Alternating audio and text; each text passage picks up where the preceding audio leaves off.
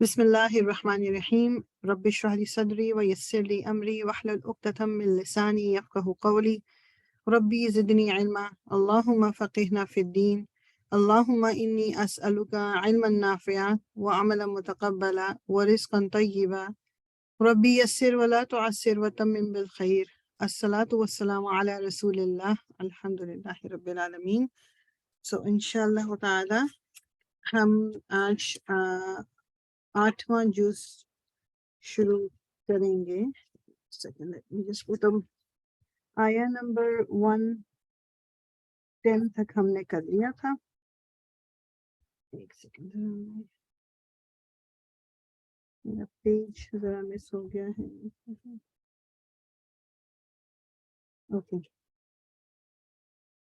Okay اعوذ باللہ من الشیطان الرجیم، بسم اللہ الرحمن الرحیم۔ وَلَوْ أَنَّنَا نَزَّلْنَا إِلَيْهِمُ الْمَلَائِكَةَ وَكَلَّمَهُمُ الْمَوْتَى وَحَشَرْنَا عَلَيْهِمْ كُلَّ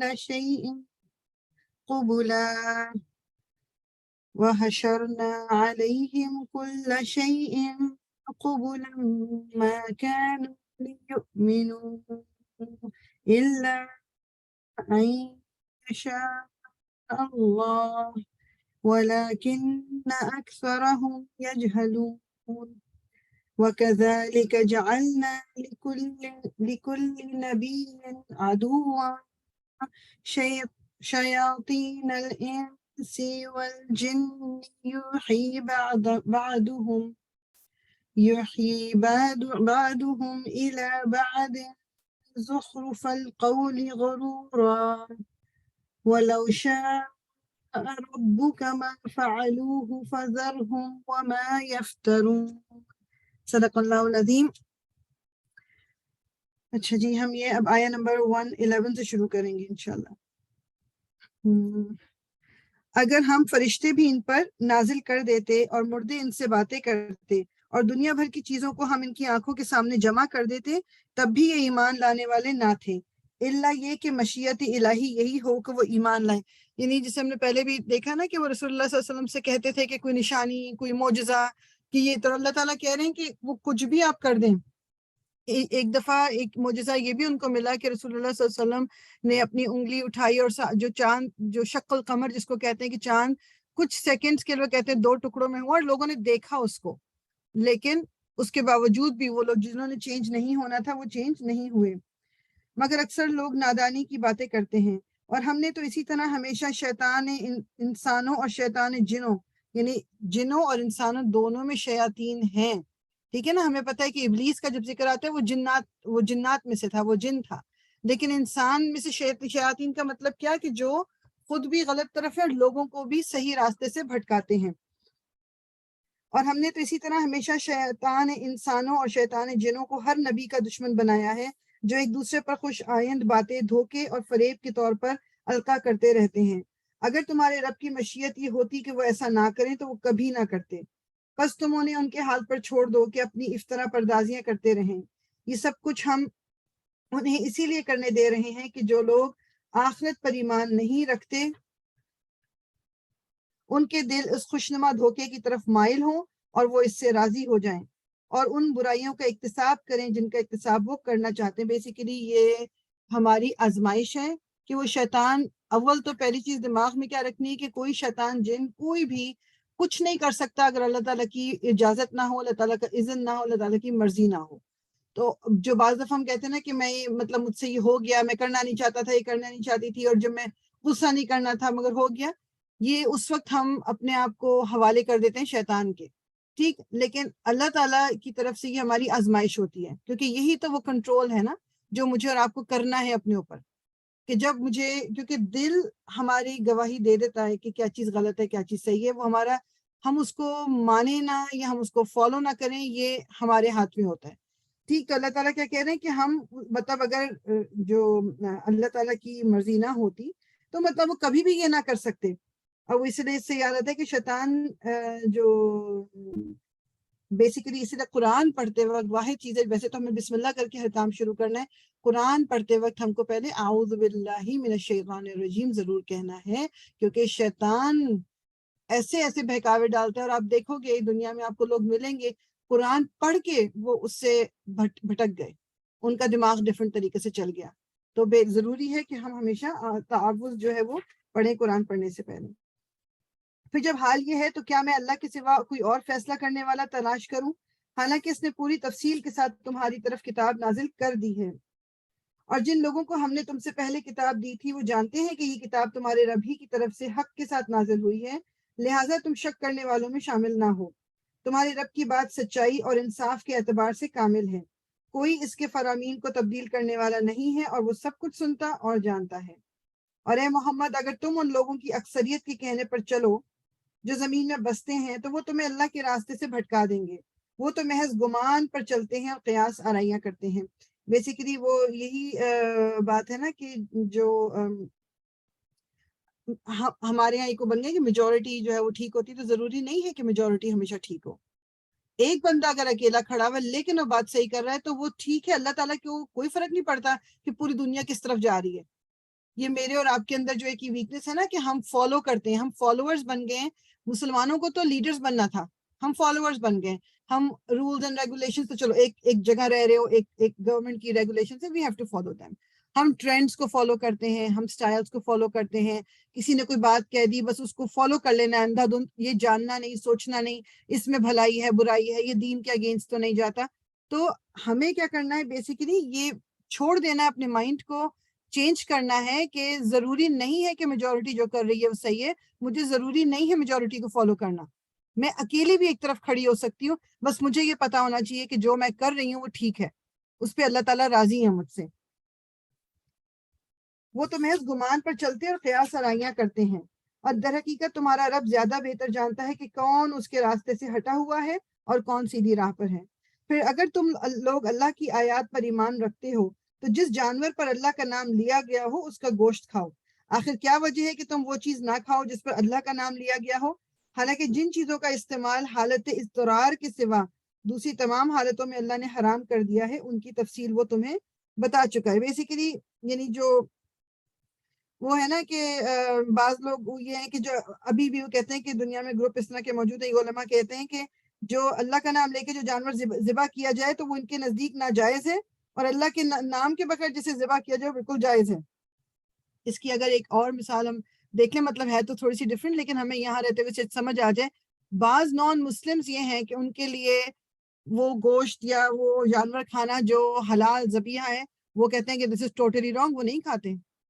ٹھیک، اب پھر اسی طرح آپ سوچو کہ مسلمانوں میں گروپس ہیں، اب وہ ان کی ڈیٹیل میں کیا جانا ہے، لیکن بات یہ ہے بہرحال جو اللہ تعالیٰ کہہ رہے ہیں نا کہ جو یعنی یہ کسی ریزن سے کہہ رہے ہیں کہ جس جانور پہ اللہ کا نام لیا ہے اس پہ تمہیں کیا پرابلم ہے کھانے میں، مطلب اس کو تو کھانا چاہیے، لیکن جو حرام چیزیں ہیں ان کو کھانے میں تمہیں کوئی پرابلم نہیں ہوتی. بکثرت لوگوں کا حال یہ ہے کہ علم کے بغیر محض اپنی خواہشات کی بنا پر گمراہ کن باتیں کرتے ہیں. ان حد سے گزرنے والوں کو تمہارا رب خوب جانتا ہے. تم کھلے گناہوں سے بھی بچو اور چھپے گناہوں سے بھی.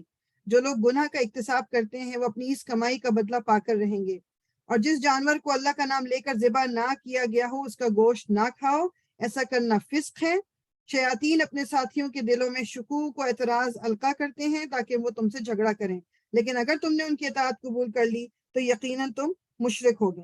مطلب بیسیکلی یہ ہے کہ جس جانور پہ اللہ تعالیٰ کا نام لے کے ذبح اس کو نہیں کیا گیا وہ نہیں کھا سکتے ہم، یہ ہے ذبیحہ بیسیکلی.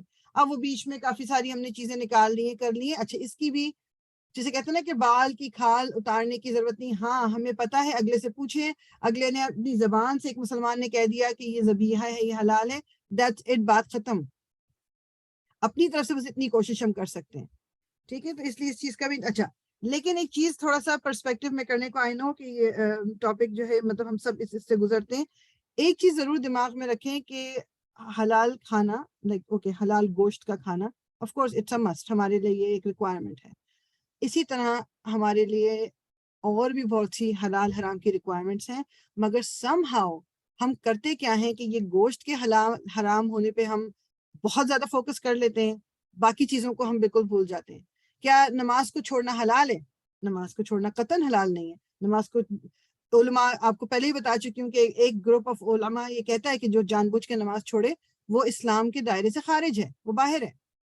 ٹھیک، تو یہ اس پہ ہماری اتنی فوکس نہیں ہے. جو کپڑے سرٹن کپڑے ہیں جو ہمیں الاؤڈ نہیں پہننا، ہم پہن کے باہر جاتے ہیں، وہ حلال حرام ہمیں کوئی فکر نہیں ہے. مطلب بہت ساری، ایک لسٹ تو بہت لمبی ہے. ہم بہت ساری چیزوں کو اگنور کر کے، نہیں جی گوشت حلال ہونا چاہیے. بزنس ہمارا شراب کا ہے مگر کھائیں گے ہم حلال گوشت. مطلب ہمارے سود کا کاروبار ہے مگر ہم نے گوشت حلال کھانا ہے. تو کہنے کا مقصد یہ، اب اس سے کچھ لوگ اس کو بالکل ہی اپوزٹ لے جاتے ہیں. اس سے یہ قطعاً مطلب نہیں ہے کہ چونکہ اب میرا بزنس بھی خراب ہے سب کچھ، تو اب میں حرام ہی کھانا شروع کر دوں. دیٹس ناٹ واٹ آئی مین.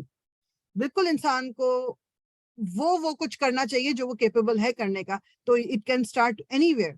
اب یہ مطلب نہیں کہ میں نماز چونکہ نہیں پڑھتی تو روزہ بھی نہ رکھوں، نہیں، بالکل بھی نہیں. یہ شیطان آتے ہیں ہماری طرف کہ یہ کہنے کہ تم نماز تو پڑھتی نہیں ہو اور اوپر سے روزہ رکھ رہی ہو. آف کورس نماز بہت ضروری ہے، نماز کے بغیر آپ مطلب اللہ تعالیٰ بخشے گا نہیں ہمیں. لیکن روزے کی اپنی جو ایک فرضیت ہے، ہم اس کو پورا کر رہے ہیں نا، وہ گناہ تو نہیں کما رہے نا کم از کم. سو نیور لیٹ شیطان ٹیل یو کہ آپ چونکہ یہ کر رہے ہو نا تو اس لیے یہ بھی کر لو، اٹس اوکے. ایسا بالکل نہیں ہے. گناہ ہے. کوئی دو گناہ کو مکس کرنے کی ہمیں ضرورت نہیں ہے کہ اب میں تو اتنا کچھ غلط کر رہی ہوں تو اگر ایک چیز اور غلط کر لی تو کوئی فرق نہیں پڑے گا. فرق پڑے گا، بالکل فرق پڑے گا. کیا وہ شخص جو پہلے مردہ تھا پھر ہم نے اسے زندگی بخشی اور اس کو وہ روشنی عطا کی جس کے اجالے میں وہ لوگوں کے درمیان زندگی کی راہ طے کرتا ہے، اس شخص کی طرح ہو سکتا ہے جو تاریکیوں میں پڑا ہوا ہو اور کسی طرح اس سے نہ نکلتا ہو؟ یہ جو مردہ تھا پہلے شخص، میننگ جو جاہل تھا، جس کو پھر کتاب ہدایت، یہ حق کی کتاب جب آئی، اس سے روشنی ملی، ہدایت ملی، تب وہ زندہ ہو گیا. تب وہ شخص اور ایک ایسا شخص جو اندھیرے میں پڑا ہوا ہے، جو ابھی بھی جاہلیت میں اٹکا ہوا ہے، وہ ایک جیسے نہیں ہو سکتے.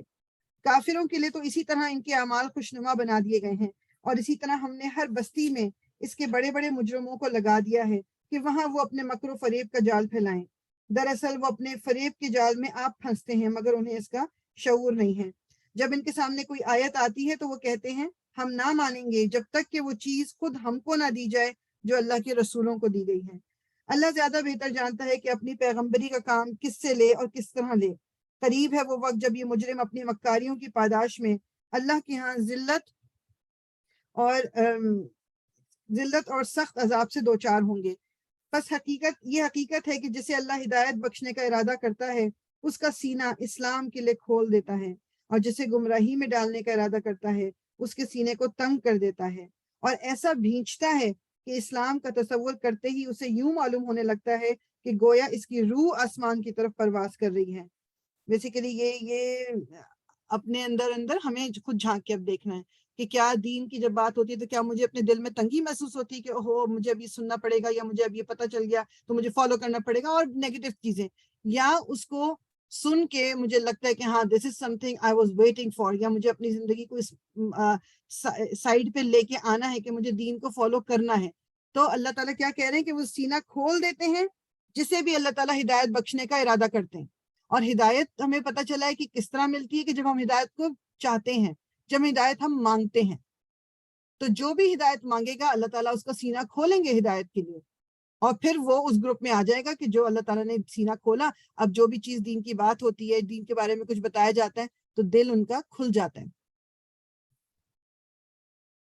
اس طرح اللہ حق سے فرار اور نفرت کی ناپاکی ان لوگوں پر مسلط کر دیتا ہے جو ایمان نہیں لاتے، حالانکہ یہ راستہ تمہارے رب کا سیدھا راستہ ہے، اور اس کے نشانات ان لوگوں کے لیے واضح کر دیے گئے ہیں جو نصیحت قبول کرتے ہیں. ان کے لیے ان کے رب کے پاس سلامتی کا گھر ہے اور وہ ان کا سرپرست ہے اس صحیح طرز عمل کی وجہ سے جو انہوں نے اختیار کیا. جس روز اللہ ان سب لوگوں کو گھیر کر جمع کرے گا اس روز وہ جنوں سے خطاب کر کے فرمائے گا، اے گروہ جن، تم نے تو نوح انسانی پر خوب ہاتھ صاف کیا. انسانوں میں سے جو ان کے رفیق تھے وہ عرض کریں گے، پروردگار ہم میں سے ہر ایک نے دوسرے کو خوب استعمال کیا. ہمارے یہاں ہے نا، کیونکہ جن حقیقت ہیں. اچھا، ہم کبھی کبھی وہ اس کو غلط وہ دے دیتے ہیں کہ جس طرح یہ باقی مذاہب میں نا گوسٹس ہوتی ہیں جی، پریاں ہوتی ہیں یا چڑیلیں ہوتی ہیں. ایسا نہیں، جنات کا ہمیں قرآن سے بھی ملتا ہے، اور ہمیں پتہ ہے کہ جنات ایک اسی طرح کی کریشن ہے جس طرح اللہ تعالیٰ نے ہمیں بنایا ہے. انہیں آگ سے بنایا ہے، ہم انہیں دیکھ نہیں سکتے مگر وہ ہمیں دیکھ سکتے ہیں. ٹھیک ہے، وہ ہمیں وہاں سے دیکھ سکتے ہیں جہاں سے ہم انہیں نہیں دیکھ سکتے. اس لیے اور جنات جو برے والے آپ کہہ لو کہ جنات ہیں وہ گندی جگہوں پہ رہنا پسند کرتے ہیں. اس لیے ہمیں پھر جب ہم واش روم کی بھی جو دعا سکھائی گئی ہمیں, یہ کسی جگہ سے آپ اس طرح سے گزر رہے, دعائیں ہیں ان سب کی, کہ ان کو پھر ہم کہتے ہیں نا کہ وہ کہتا ہے جی اس کے قبضے میں جن ہے یہ کیا, تو جو خراب جن ہے وہ انسانوں کو تکلیف دینے کے لیے پھر انسانوں کے ساتھی بن جاتے ہیں. سارے برے نہیں ہیں, سارے خراب نہیں, ہماری طرح وہ رہ رہے ہیں, اور ان کا مقصد ہمیں تنگ کرنا نہیں ہے. ان کی بھی مطلب ان کو بھی زمین پہ اللہ تعالیٰ نے بھیجا ہوا اور ہمیں بھی بھیجا ہوا ہے.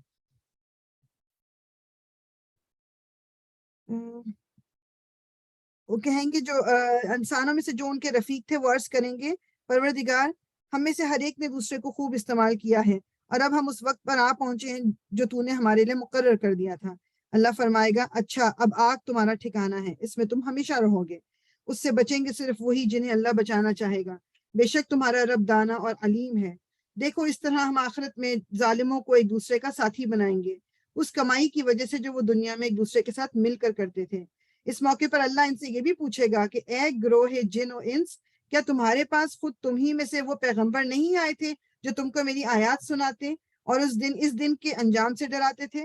وہ کہیں گے ہاں, ہم اپنے خلاف خود گواہی دیتے ہیں, یعنی ایوری ون ول اگری, جھوٹ اس دن کوئی نہیں بول سکے گا. سب کہیں گے ہاں جی ہمارے پاس پیغمبر آئے تھے, ہمارے پاس میسج آیا تھا, ہمیں یہ بات پتہ تھی, ہمیں یہ بات بتائی گئی تھی. آج دنیا کی زندگی نے ان لوگوں کو دھوکے میں ڈال رکھا ہے, مگر اس وقت وہ خود اپنے خلاف گواہی دیں گے کہ وہ کافر تھے. یہ شہادت ان سے اس لیے لی جائے گی کہ یہ ثابت ہو جائے کہ تمہارا رب بستیوں کو ظلم کے ساتھ تباہ کرنے والا نہ تھا, جبکہ ان کے باشندے حقیقت سے ناواقف ہوں, میننگ کہ اللہ تعالیٰ ناانصافی نہیں کر سکتے تھے کہ ان تک دین کا پیغام پہنچا ہی نہیں ہے اور ان کو سزا دے دی جائے. ٹھیک ہے نا, اسی طرح کی بات ہے کہ ایگزام کی ڈیٹ آپ کو دی نہ جائے, ایگزام کا ٹاپک دیا نہ جائے اور ایگزام لے لیا جائے جبکہ کچھ پتہ ہی نہیں. تو اللہ تعالیٰ بالکل بھی ناانصافی نہیں کرتے جب تک کہ سب کو پیغام پہنچ نہ جائے, اس سے پہلے ان کا حساب کتاب نہیں ہوگا. ہر شخص کا درجہ اس کے عمل کے لحاظ سے ہے, اور تمہارا رب لوگوں کے اعمال سے بے خبر نہیں ہے. تمہارا رب بے نیاز ہے اور مہربانی اس کا شیوا ہے. اگر وہ چاہے تو تم لوگوں کو لے جائے اور تمہاری جگہ دوسرے جن لوگوں کو چاہے لے آئے, جس طرح اس نے تمہیں کچھ اور لوگوں کی نسل سے اٹھایا ہے. تم سے جس چیز کا وعدہ کیا جا رہا ہے وہ یقیناً آنے والی ہے, اور تم خدا کو عاجز کر دینے کی طاقت نہیں رکھتے. اے محمد کہہ دو کہ لوگوں تم اپنی جگہ عمل کرتے رہو اور میں بھی اپنی جگہ عمل کر رہا ہوں. ان قریب تمہیں معلوم ہو جائے گا کہ انجام کار کس کے حق میں بہتر ہوتا ہے. بہرحال یہ حقیقت ہے کہ ظالم کبھی فلاح نہیں پا سکتے. ان لوگوں نے اللہ کے لیے خود اسی کی پیدا کی ہوئی کھیتیوں اور مویشیوں میں سے ایک حصہ مقرر کیا ہے, اور کہتے ہیں یہ اللہ کے لیے ہے بزعم خود, اور یہ ہمارے ٹھہرائے ہوئے, مطلب وہ جو بھی کماتے تھے نا اس کے 3 حصے کرتے تھے, ایک حصہ خود رکھتے تھے یہ مشرکین مکہ, اور ایک حصہ وہ کہتے تھے یہ اوپر والے کے لیے ہے, اور ایک حصہ جو ہمارے بتوں کے لیے. تو کبھی جیسے ان کی جو کھیت مطلب جب بھی وہ کرتے تھے کاشت, تو اس میں سے سامان کسی دن بارش کی وجہ سے کسی سال کم ہوتا تھا یا کچھ, تو پھر وہ اللہ کا حصہ کم کر دیتے تھے چھوٹا, مگر اپنے بت کا, اپنے جو انہوں نے بنائے ہوئے تھے بت, ان کا حصہ کم نہیں کرتے تھے. اللہ کے حصے میں اس میں ڈال دیتے تھے کہ جی نہیں ان کو تو اتنی اماؤنٹ تو ہم نے دینی ہی دینی ہے. اور کیا کہہ رہے, پھر جو حصہ ان کے ٹھہرائے ہوئے شریکوں کے لیے ہے وہ تو اللہ کو نہیں پہنچتا, مگر جو اللہ کے لیے ہے وہ ان شریکوں کو پہنچ جاتا ہے. کیسے برے فیصلے کرتے ہیں یہ لوگ. اور اسی طرح بہت سے مشرکوں کے لیے ان کے شریکوں نے اپنی اولاد کے قتل کو خوشنما بنا دیا ہے تاکہ ان کو ہلاکت میں مبتلا کریں اور ان پر ان کے دین کو مشتبہ بنا دیں. اگر اللہ چاہتا تو یہ ایسا نہ کرتے, لہٰذا انہیں چھوڑ دو کہ یہ اپنی افترا پردازیوں میں لگے رہیں. بیسیکلی کیا چیز تھی کہ جو عربوں میں اولاد کا جو قتل ہے وہ رائج تھا, ٹھیک ہے. اور قتل اولاد کی وہ کہتے ہیں جی 3 صورتیں تھیں. ایک تو لڑکیوں کا قتل تھا, مطلب بیسیکلی بچی پیدا ہوتی تھی تو وہ کہتے یہ ہیں کہ جس گھر میں جیسے عورت جیسے ایکسپیکٹ کر رہی ہوتی تھی, اب وہ ظاہری بات ہے کہ کوئی الٹرا ساؤنڈ تو تھا نہیں کہ پہلے سے پتا ہو کہ بیٹا یہ بیٹی, تو وہ ساتھ میں وہ کہتے ہیں کہ ایک گھڑا کھود دیتے تھے وہ, کہ اگر بیٹی ہوگی تو سیدھے اس گھڑے میں ڈال دیں گے, معاف کرے, اور بیٹا ہوگا تو ٹھیک رہے گا. تو اس حد تک وہ بیٹیوں کی ان کو وہ تھی کہ بیٹی جو ہے وہ لڑکیوں کا قتل اس لیے کرتے تھے کہ کوئی ان کا داماد نہ بنے, اور مطلب ان کی کوئی دشمنیاں نہ ہو جائیں, ان کو جائیداد نہ دینی پڑے. مطلب بیسیکلی یہ ایک ان کا ریزن تھا کہ لڑکیاں اس لیے نہ ہوں. پھر جنرلی بچوں کا بعض دفعہ وہ قتل کر دیتے, چاہے بیٹا ہو بیٹی, کس وجہ سے کہ اس کی پرورش کا جو مطلب وہ بوجھ نہیں اٹھا سکیں گے کیونکہ ان کی آمدنی کم ہے یا کیا جو بھی ریزن کر کے وہ اس لیے بھی قتل کر دیتے تھے. اور کبھی کبھی وہ اپنے بچوں کو اپنے معبودوں کی خوشنودی کے لیے قتل بھیٹ چڑھا دیتے تھے، یعنی اپنے بت کی خاطر، مطلب بچوں کو اس لیے بھی قتل کر دیتے تھے۔ یہ عربوں میں رائج تھا، مطلب this was not some thing کہ جی کوئی انہونی ہو گئی ہے، نظر مان لی انہوں نے جی بچہ جو بھی ہوگا اس کو ہم اپنے اس پہ چڑھا دیں گے، وہ مار دیتے تھے اس کو۔ اللہ تعالیٰ معاف کرے ہمیں۔ اچھا کہتے ہیں یہ جانور اور یہ کھیت محفوظ ہیں، انہیں صرف وہی لوگ کھا سکتے ہیں جنہیں ہم کھلانا چاہیں، حالانکہ یہ پابندی ان کی خود ساختہ ہے۔ پھر کچھ جانور ہیں جن پر سواری اور بار برداری حرام کر دی گئی ہے، اور کچھ جانور ہیں جن پر اللہ کا نام نہیں لیتے، اور یہ سب کچھ انہوں نے اللہ پر افطرا کیا ہے، ان قریب اللہ انہیں ان کی افطرا پردازیوں کا بدلہ دے دے گا۔ مطلب کہتے ہیں کہ وہ بیسیکلی ڈفرینٹ قسم کی، وہی جس طرح ایک نہیں ہوتا جو پیچھے میں ہم دیکھ چکے ہیں کہ جی یہ بحیرہ ہے، یہ مطلب یہ والی اونٹنی جو ہے اس کو اس لیے نہیں کھانا، یہ والی اونٹنی کو اس لیے قتل نہیں کرنا، انہوں نے ڈفرینٹ قسم کی۔ اور آپ یقین کریں کہ یہ پتہ چلے گا کہ تھوڑی سی ریسرچ کریں، ہمارے معاشرے میں اب بھی اس طرح کی توہم پرستی جو ہے وہ موجود ہے، یہ برا شگون اور اچھا شگون اور اس کو لے کے بہت ساری چیزیں ابھی بھی ہو رہی ہیں۔ اور کہتے ہیں کہ جو کچھ ان جانوروں کے پیٹ میں ہے یہ ہمارے مردوں کے لیے مخصوص ہے اور ہماری عورتوں پر حرام، لیکن اگر وہ مردہ ہو تو وہ دونوں اس کے کھانے میں شریک ہو سکتے ہیں۔ بیسیکلی مطلب اس کا کیا ہے کہ جو یعنی ان کا یہ ہوتا تھا کہ نظر اور منتیں جو مانگتے تھے وہ انہوں نے خود شریعت بنائی ہوئی تھی کہ جیسے اس جانور جو بھی انہوں نے نظر کے لیے جانور رکھا ہوا ہے، ان جانوروں کے پیٹ سے جو بچہ پیدا ہو اس کا گوشت صرف مرد کھا سکتے تھے، عورتوں کے لیے یہ جائز نہیں تھا۔ لیکن اگر کہیں وہ مردہ بچہ جنم دیتا وہ جانور تو پھر عورتیں بھی کھا سکتی تھیں، اور وہ کہتے تھے کہ یہ شریعت کا حصہ ہے ان کے۔ یہ باتیں جو انہوں نے گھڑ لی ہیں ان کا بدلہ اللہ انہیں دے کر رہے گا، یقیناً وہ حکیم ہے اور سب باتوں کی سے خبر ہے۔ اس کی ویری امپورٹنٹ بات یہ ہے کہ ہمیں اپنے اوپر تھوڑا سا ذرا اس چیز پہ وہ کرنا چاہیے کہ ہم کسی چیز کو حلال حرام غلط صحیح نہ کر دیں، ٹھیک ہے؟ یہ ہم اس کو معمولی بات سمجھتے ہیں، یہ معمولی بات نہیں ہے، اٹ از ویری مطلب اللہ تعالیٰ کی نظروں میں یہ بہت بڑی بات ہے۔ یقیناً وہ حکیم ہے اور سب باتوں کی سے خبر ہے۔ یقیناً خسارے میں پڑ گئے وہ لوگ جنہوں نے اپنی اولاد کو جہالت اور نادانی کی بنا پر قتل کیا اور اللہ کے دیے ہوئے رزق کو اللہ پر افطرا پردازی کر کے حرام ٹھہرا لیا، یقیناً وہ بھٹک گئے اور ہرگز وہ راہ راست پانے والوں میں سے نہ تھے۔ اور اس میں یہ قتل کرنا، یہ جو ابورشن کی ہمارے یہاں ایک روایت چلی ہوئی ہے، یہ بھی قتل کرنا ہی ہے۔ اس کی بات میں نہیں کر رہی کہ بعض دفعہ میڈیکلی ڈاکٹرز بتائیں گے کہ جی ماں کے لیے جان کو خطرہ ہے تو آف کورس ماں کی جان بچانا ضروری ہے، میں اس کی بات نہیں کر رہی۔ جو بچہ ہمیں ابھی کرنا نہیں ہے، بچہ ہمیں چاہیے نہیں تھا، یہ جو اس طرح کرتے ہیں یہ اللہ تعالیٰ نے الاؤ نہیں کیا ہوا۔ وہ اللہ ہی ہے جس نے طرح طرح کے باغ اور تاکستان اور نخلستان پیدا کیے، کھیتیاں اگائیں جن سے قسم قسم کے معقولات حاصل ہوتے ہیں، زیتون اور انار کے درخت پیدا کیے جن کے پھل صورت میں مشابہ اور مزے میں مختلف ہوتے ہیں، کھاؤ ان کی پیداوار جبکہ یہ پھلیں، اور اللہ کا حق ادا کرو جب ان کی فصلوں کو کاٹو، اور حد سے نہ گزرو کہ اللہ حد سے گزرنے والوں کو پسند نہیں کرتا۔ پھر وہی ہے جس نے مویشیوں میں سے وہ جانور بھی پیدا کیے جن سے سواری و بار برداری کا کام لیا جاتا ہے، اور وہ بھی جو کھانے اور بچھانے کے کام آتے ہیں۔ کھاؤ ان چیزوں میں سے جو اللہ نے تمہیں بخشی ہیں، اور شیطان کی پیروی نہ کرو کہ وہ تمہارا کھلا دشمن ہے۔ یہ 8 نر و مادہ ہیں، 2 بھیڑ کی قسم کے، 2 بکری کی قسم سے۔ اے محمد ان سے پوچھو کہ اللہ نے ان کے نر حرام کیے ہیں یا مادہ، یا وہ بچے جو بھیڑوں اور بکریوں کے پیٹ میں۔ بیسیکلی اللہ تعالیٰ بھی ان سے ایک طرح سے نا وہ پوچھ رہے ہیں کہ مطلب یہ خود ہی حرام اور حلال کر لیتے تو کیا یہ جو 8، وہ کہتے ہیں کہ جب حضرت نوح علیہ السلام کے زمانے میں جب وہ سیلاب آیا تھا، سب کچھ تباہ ہو گیا تھا، تو کشتی میں جو کچھ چند لوگ بچے تھے اسی میں پھر یہ 8 جوڑے جو تھے، یہ مطلب جوڑے جانوروں کی اللہ تعالیٰ کی مرضی سے اس جو کشتی میں سوار تھے، پھر ان سے آگے ہی جانوروں کی تمام نسلیں۔ تو اللہ تعالیٰ کیا کہہ رہے ہیں؟ 8 نر و مادہ ہیں، ٹھیک ہے، نر اور مادہ 8 ہیں۔ ٹھیک ٹھیک علم کے ساتھ مجھے بتاؤ اگر تم سچے ہو۔ اور اسی طرح 2 اونٹ کی قسم سے ہیں اور 2 گائے کی قسم سے۔ پوچھو ان کے نر اللہ نے حرام کیے ہیں یا مادہ، یا وہ بچے جو اونٹنی اور گائے کے پیٹ میں ہوں؟ کیا تم اس وقت حاضر تھے جب اللہ نے ان کے حرام ہونے کا حکم تمہیں دیا تھا؟ پھر اس شخص سے بڑھ کر ظالم اور کون ہوگا جو اللہ کی طرف منسوب کر کے جھوٹی بات کہے تاکہ علم کے بغیر لوگوں کی غلط رہنمائی کرے۔ یقیناً اللہ ایسے ظالموں کو راہ راست نہیں دکھاتا۔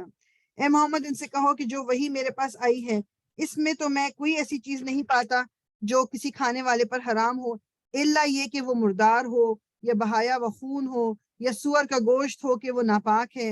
یا فسق ہو کہ اللہ کے سوا کسی اور کے نام پر ذبح کیا گیا ہو. پھر جو شخص مجبوری کی حالت میں کوئی چیز ان میں سے کھا لے بغیر اس کے کہ وہ نافرمانی کا ارادہ رکھتا ہو اور بغیر اس کے کہ وہ حد ضرورت سے تجاوز کرے تو یقیناً تمہارا رب درگزر سے کام لینے والا اور رحم فرمانے والا ہے. اور جن لوگوں نے یہودیت اختیار کی ان پر ہم نے سب ناخن والے جانور حرام کر دیے تھے اور گائے اور بکری کی چربی بھی سوائے اس کے جو اس کی پیٹھ یا ان کی آنتوں سے لگی ہوئی ہو یا ہڈی سے لگی رہ جائے. یہ ہم نے ان کی سرکشی کی سزا انہیں دی تھی.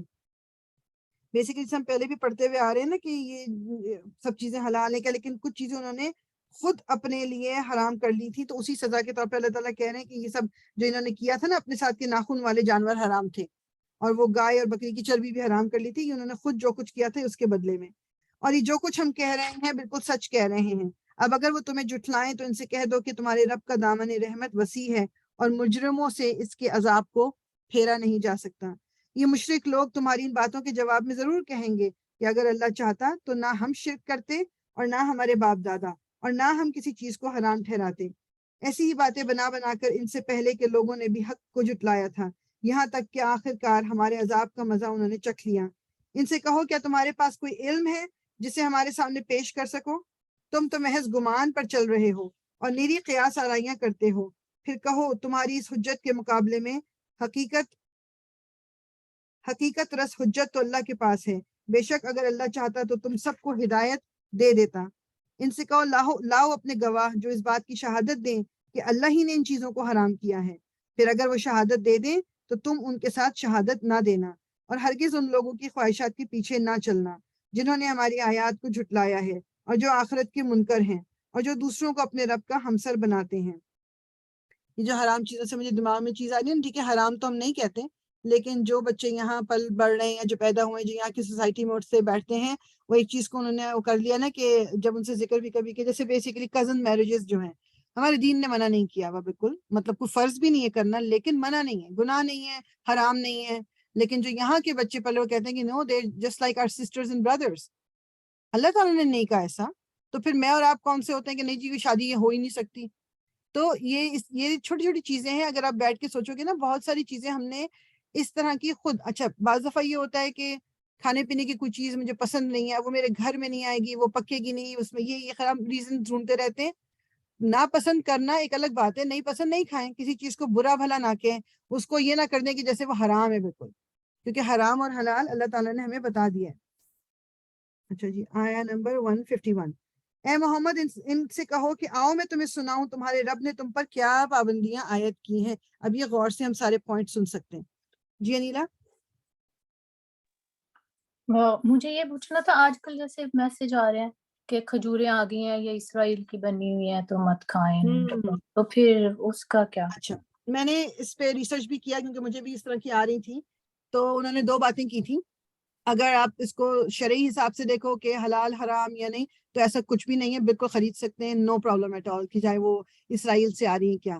انہوں نے لیکن ساتھ میں بس یہ کہہ رہے تھے کہ مطلب اگر آپ یہ اس کا جو ایک کانسیکوینسز ان دا سینس کہ اس کا لوگوں پہ اثر کیا ہو رہا ہے، کیا اس کی وجہ سے اگر آپ کو لگتا ہے کہ آپ کو نہیں لینی چاہیے یا کیا اس کا نتیجہ اچھا نہیں ہوگا، then you can make a decision based on that.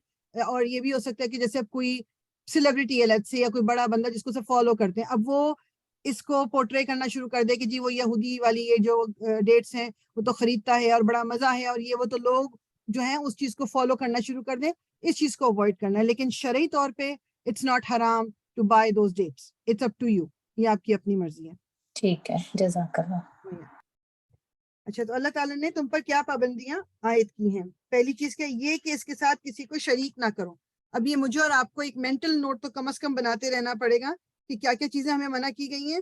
کہ پہلی چیز اللہ تعالیٰ نے کیا بتایا ہے کہ اس کے ساتھ کسی کو شریک نہ ٹھہراؤ. دوسری چیز اور والدین کے ساتھ نیک سلوک کرو. نمبر 2 پہ ہی والدین کا آ گیا، ٹھیک ہے، والدین کے ساتھ نیک سلوک کرو اور اپنی اولاد کو مفلسی کے ڈر سے قتل نہ کرو، ہم تمہیں بھی رزق دیتے ہیں اور ان کو بھی رزق دیں گے.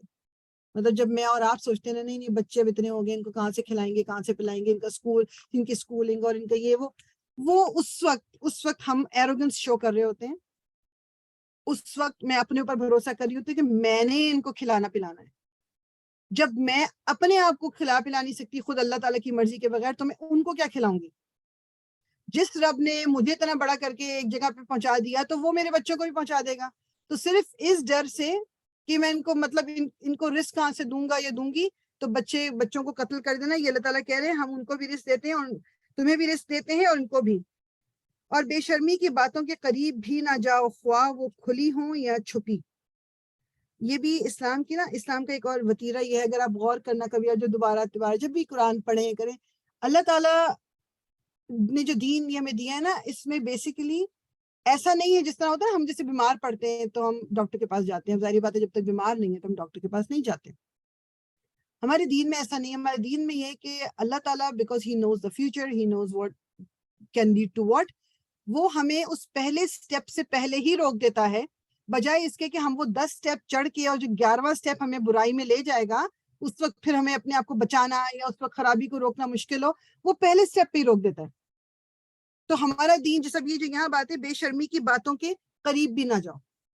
یہ نہیں کہا کہ بے شرمی نہ کرو, کرنا تو دور کی بات ہے, اس پوائنٹ پہ بھی مت جاؤ, اس جگہ پہ بھی مت جاؤ, ان لوگوں کے پاس بھی نہ جاؤ جہاں پر بے شرمی جو ہے وہ ایزی ہو جائے تمہارے لیے کرنا. جس طرح زنا کے بارے میں بھی قرآن میں جو آتا ہے, تو زنا کے قریب مت جاؤ یہ آتا ہے, زنا نہ کرو یہ نہیں آتا. کیونکہ وہ پہلا سٹیپ جب اٹھا لیا تو پھر شیطان ہمارے ساتھ لگا ہوا ہے. پہلا سٹیپ کیا ہے؟ اوپنلی فری مکسنگ جو ہے, یہ دین کو پسند نہیں ہے, ہمارے دین میں پسند نہیں کی گئی. اور اس میں خاص طور پہ جب کوئی باؤنڈری نہ رکھی جائے, اس میں اپنا بولنا چالنے کو کنٹرول نہ کیا جائے, اپنے لباس کو کنٹرول نہ کیا جائے, اپنی نظروں میں شرم نہ رکھی جائے, تو ادھر سے خرابیوں کا بالکل بالکل بالکل پوائنٹ ہے. میں مطلب لائک 110-200% گارنٹیڈ کے ساتھ کہ اللہ تعالیٰ نے جو یہ باؤنڈریز لگائی ہیں ان میں فائدہ ہی ہے. صرف ایسے واقعات آپ اگر سوسائٹی میں آپ دیکھ لیں, سوچ لیں کہ جو رشتے خراب ہوتے ہیں یہ فری مکسنگ کی وجہ سے, یہ ہم ٹھیک ہے ہم سب اس کا پارٹ ہیں because of the society we live in. جتنا بھی ٹرائی کر لیں ہم اس چیز سے بالکل اپنے آپ کو نکال ہی نہیں پا رہے, کوشش کرتے رہنا ہمیں. تو اللہ تعالیٰ نے جو یہ نہیں کہا نا کہ زنا نہ کرو, اللہ تعالیٰ نے کہا کہ ان چیزوں کے قریب بھی مت جاؤ جو دیٹ کین لیڈ ٹو زنا. تو جب یہ پہلا ہوتا نا کہ جی سلام دعا ہو گئی, پھر تھوڑا سا ہنس بول کے بات چیت ہو گئی, پھر تھوڑا سا الگ سے ملنا ہو گیا, پھر اس کے بعد تنہائی میں ملنا ہو گیا, پھر اس کے بعد کرتے کرتے کرتے سم ٹائمز تھنگز ہیپن جو پھر اس وقت ہمارے کنٹرول میں نہیں رہتا. پھر اس کے بعد کیا ہوتا ہے کہ وہ ایک دم آنکھ کھل جاتی ہے لڑکی کی اور وہ کہتی ہے کہ یہ میرے ساتھ کیا ہو گیا, تو پھر وہ ایک طوفان اٹھاتی ہے کہ میرے ساتھ تو زیادتی ہو گئی. تو وہ زیادتی تک پہنچے کس طرح؟ لڑکیوں کی مثال اس لیے دے رہی ہوں کہ یوزلی لڑکی کے ساتھ ہی جب یہ پرابلم ہو تو اس کو ہی زیادہ ایشو ہوتا ہے, لڑکوں کا تو ذرا کم رہتا ہے.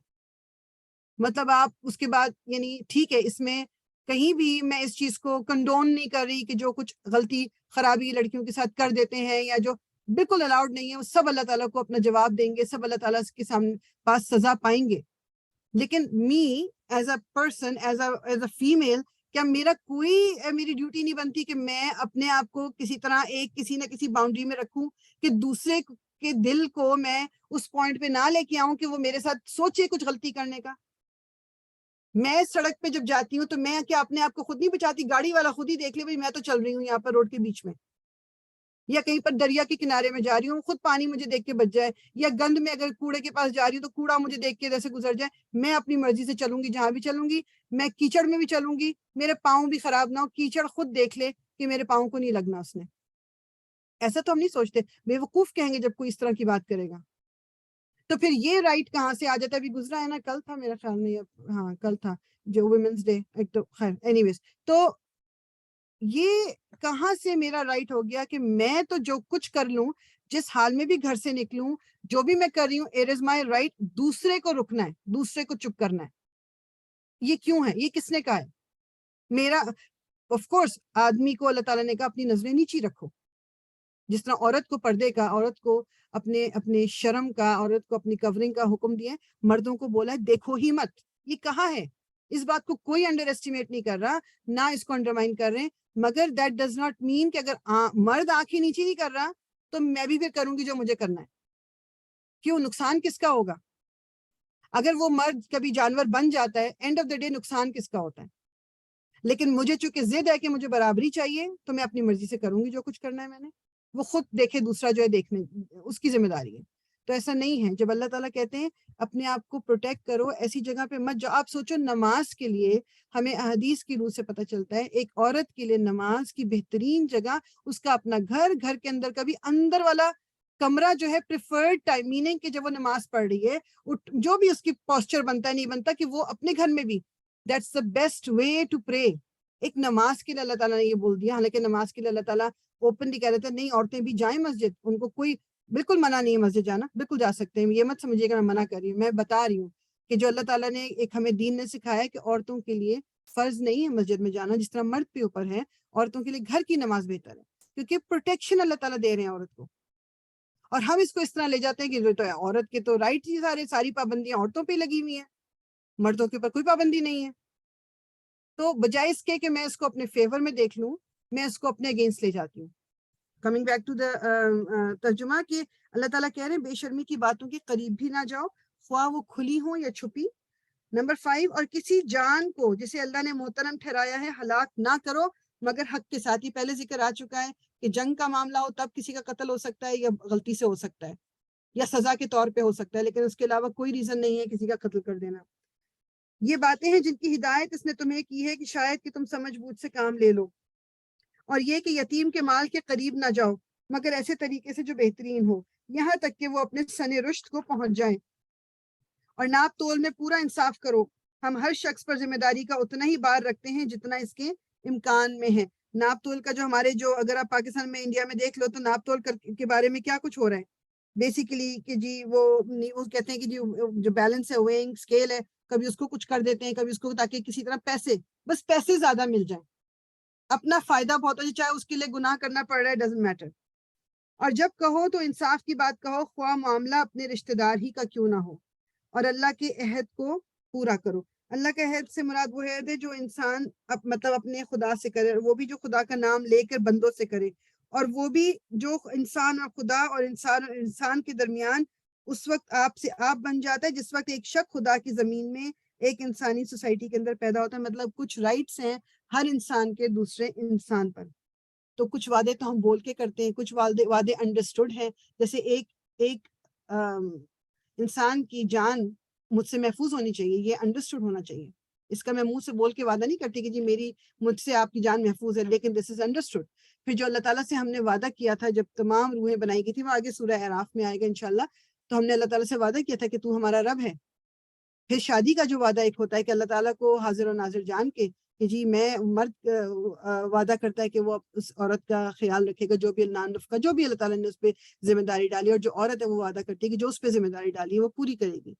اس طرح تو جو بھی عہد کسی پوائنٹ کا بھی، چاہے وہ اللہ اور انسان کے درمیان ہے، چاہے انسان اور انسان کے درمیان ہے، عہد کو پورا کرنا مطلب یہ ون آف دوز تھنگز جو ریکوائرمنٹ ہے. ان باتوں کی ہدایت اللہ نے تمہیں کی ہے شاید کہ تم نصیحت قبول کر لو. اور نمبر 10 کیا ہے؟ نیز اس کی ہدایت یہ ہے کہ یہی میرا سیدھا راستہ ہے، لہٰذا تم اسی پر چلو اور دوسرے راستوں پر نہ چلو کہ وہ اس کے راستے سے ہٹا کر تمہیں پراگندہ کر دیں گے. یہ ہے وہ ہدایت جو تمہارے رب نے تمہیں کی ہے، شاید کہ تم کج روی سے بچ جاؤ. پھر ہم نے موسیٰ کو کتاب عطا کی تھی جو بھلائی کی روش اختیار کرنے والے انسان پر نعمت کی تکمیل اور ہر ضروری چیز کی تفصیل اور سراسر ہدایت اور رحمت تھی، اور اس لیے بنی اسرائیل کو دی گئی تھی کہ شاید یہ لوگ اپنے رب کی ملاقات پر ایمان لے آئیں. اور اسی طرح یہ کتاب ہم نے نازل کی ہے، ایک برکت والی کتاب، بس تم اس کی پیروی کرو اور تقوی کی روش اختیار کرو، بعید نہیں کہ تم پر رحم کیا جائے. اب تم یہ نہیں کہہ سکتے کہ کتاب تو ہم سے پہلے کے 2 گروہوں کو دی گئی تھی اور ہم کو کچھ خبر نہ تھی کہ وہ کیا پڑھتے پڑھاتے تھے. اور اب تم یہ بہانہ بھی نہیں کر سکتے کہ اگر ہم پر کتاب نازل کی گئی ہوتی تو ہم ان سے زیادہ راست رو ثابت ہوتے. تمہارے پاس تمہارے رب کی طرف سے ایک دلیل روشن اور ہدایت اور رحمت آ گئی ہے. اب اس سے بڑھ کر ظالم کون ہوگا جو اللہ کی آیات کو جھٹلائے اور اس سے منہ موڑے؟ جو لوگ ہماری آیات سے منہ موڑتے ہیں انہیں اس روگردانی کی پاداش میں ہم بدترین سزا دے کر رہیں گے. کیا اب لوگ اس کے منتظر ہیں کہ ان کے سامنے فرشتے آ کھڑے ہوں، یا تمہارا رب خود آ جائے، یا تمہارے رب کی بعض سری نشانیاں نمودار ہو جائیں؟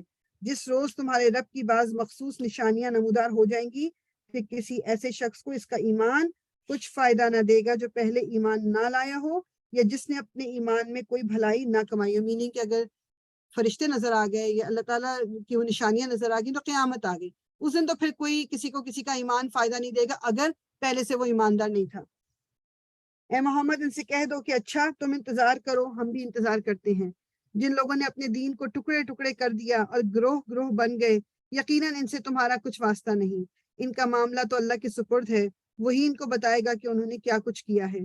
جو اللہ کے حضور نیکی لے کر آئے گا اس کے لیے 10 گنا اجر ہے، اور جو بدی لے کر آئے گا اس کو اتنا ہی بدلہ دیا جائے گا جتنا اس نے قصور کیا، اور کسی پر ظلم نہیں کیا جائے گا۔ میں جب بھی اس طرح کی آیت پڑھتی ہوں نا تو میں کہتی ہوں کہ اللہ تعالیٰ ہم سے کس قدر محبت کرتے ہیں۔ آپ سوچو کہ ایک اچھا کام کریں گے 10 لکھے جائیں گے، ایک برا کام کریں گے تو ایک ہی لکھا جائے گا۔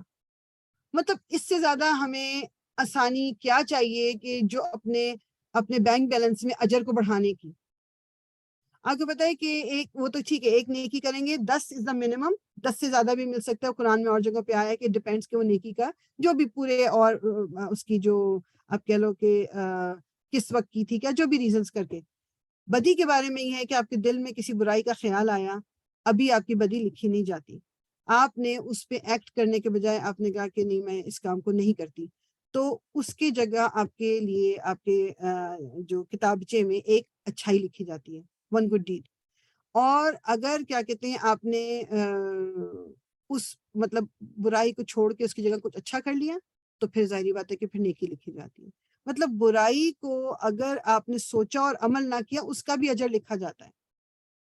برائی جب ہاتھ سے آپ کر دیتے ہو، برائی جب انجام دے دیتے ہیں تو فرشتوں کو اس وقت تک کچھ عرص دیر کے لیے روکا جاتا ہے کہ ابھی مت لکھو، شاید کہ یہ باز آ جائے، شاید کہ یہ توبہ کر لے، شاید کہ یہ معافی مانگ لے۔ مطلب اللہ تعالیٰ نے ہمیں اتنی زیادہ آسانیاں دی ہیں نیکیوں کو جمع کرنے کی۔ ابھی میری اور آپ کی مطلب اس کو ہم خسارہ ہی کہیں گے کہ اگر اس کے باوجود بھی میں اور آپ نیکیاں جمع نہ کر سکیں۔ اے محمد کہو میرے رب نے بالیقین مجھے سیدھا راستہ دکھا دیا ہے، بالکل ٹھیک دین جس میں کوئی ٹیڑھ نہیں، ابراہیم کا طریقہ جسے یکسو ہو کر اس نے اختیار کیا تھا اور وہ مشرکوں میں سے نہ تھا۔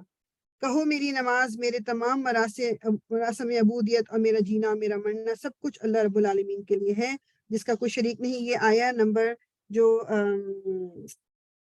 162 ہوا ہے، اس کو یاد کر لیں اور اس کو اپنی روٹین بنا لیں، اور ایک طرح سے یہ ریمائنڈر ہے میرے اور آپ کے لیے کہ مطلب میرا اللہ تعالیٰ کا رشتہ مطلب تعلق ہے کیا۔ میں عربی بھی پڑھ دیتی ہوں۔ قل ان صلاتی و نسکی و محیایا و مماتی للہ رب العالمین، کہ بے شک میری نماز، یہ اس میں صرف نماز کہہ لیں یا عبادت، میری نماز و نسکی، میرے تمام جو عبادت کے طریقے ہیں، جو بھی میرے اور مراسم میں، جو بھی میرا اور لین دین جو بھی کچھ ہے تمام کا تمام، وہ محیایا اور میرا جینا، وہ مماتی اور میرا مرنا، سب کچھ اللہ تعالیٰ کے لیے ہے جس کا کوئی شریک نہیں ہے۔ اسی کا مجھے حکم دیا گیا ہے اور سب سے پہلے سر اطاعت جھکانے والا میں ہوں۔ کہو کیا میں اللہ کے سوا کوئی اور رب تلاش کروں، حالانکہ وہی ہر چیز کا رب ہے۔ ہر شخص جو کماتا ہے اس کا ذمہ دار وہ خود ہے، کوئی بوجھ اٹھانے والا دوسرے کا بوجھ نہیں اٹھاتا۔ پھر تم سب کو اپنے رب کی طرف پلٹنا ہے۔ یہ والا بھی جو ہے نا اس کو دماغ میں بٹھا لیں، وَلَا تَزِرُ وَازِرَةٌ وِزْرَ أُخْرَى، کہ کوئی بھی بوجھ اٹھانے والا کسی دوسرے کا بوجھ نہیں اٹھائے گا۔ میں اور آپ اپنا اپنا بوجھ خود اٹھائیں گے، اپنے گناہوں کا بار خود اٹھائیں گے، نیکیاں کی ہیں تو خود اٹھائیں گے، کوئی کسی کے لیے کچھ نہیں کر سکتا۔ پھر تم سب کو اپنے رب کی طرف پلٹنا ہے، اس وقت وہ تمہارے اختلافات کی حقیقت تم پر کھول دے گا۔ وہی ہے جس نے تم کو زمین کا خلیفہ بنایا اور تم میں سے بعض کو بعض کے مقابلے میں زیادہ بلند درجے دیے تاکہ جو کچھ تم کو دیا ہے اس میں تمہاری آزمائش کرے۔ بے شک تمہارا رب سزا دینے میں بھی بہت تیز ہے اور بہت درگزر کرنے اور رحم فرمانے والا بھی ہے۔ تو یہ بھی ہماری سورہ انعام ختم ہو گئی ہے۔ میں دوسری تفسیر اپنی اٹھا لوں انشاءاللہ۔ اب اس کے بعد جو ہے وہ ہم سورہ الاعراف شروع کریں گے۔ یہ بھی مکی سورہ ہے اور مطلب ون آف دا لانگسٹ مکی سورہ، ٹھیک ہے۔ وہ جو سورہ بقرہ ہے وہ تو مطلب قرآن کی سب سے بڑی اور وہ بیسیکلی مدنی سورہ ہے، یہ مکی سورہ ہے۔ اعراف کے معنی ہوتے ہیں وہ جو ایک آپ کہنا کہ جو اونچائی، بیسیکلی اونچائی، اور یہ صاحب اعراف ان کا ذکر آئے گا اس کے اندر۔ وہ لوگ ہیں جو ایک دیوار سی، وہ کہتے ہیں کہ ایک ہوگی بیچ میں جنت اور دوزخ کے، اور یہ کچھ لوگ ہوں گے جو اس دیوار پہ ہوں گے، مطلب ان کا فیصلہ بھی نہیں ہوا ہوگا کہ وہ جنت میں جائیں گے یا دوزخ میں جائیں گے، بیکاز ان کے اعمال ایکول ہوں گے، اور وہ امید کرتے ہوں گے اللہ تعالیٰ سے کہ اللہ تعالیٰ ان کو جنت میں ڈال دے گا، لیکن دوسری طرف وہ ڈر بھی رہے ہوں گے جب وہ دوسری طرف دیکھیں گے جہاں پر لوگ دوزخ میں ڈالے جا رہے ہوں گے۔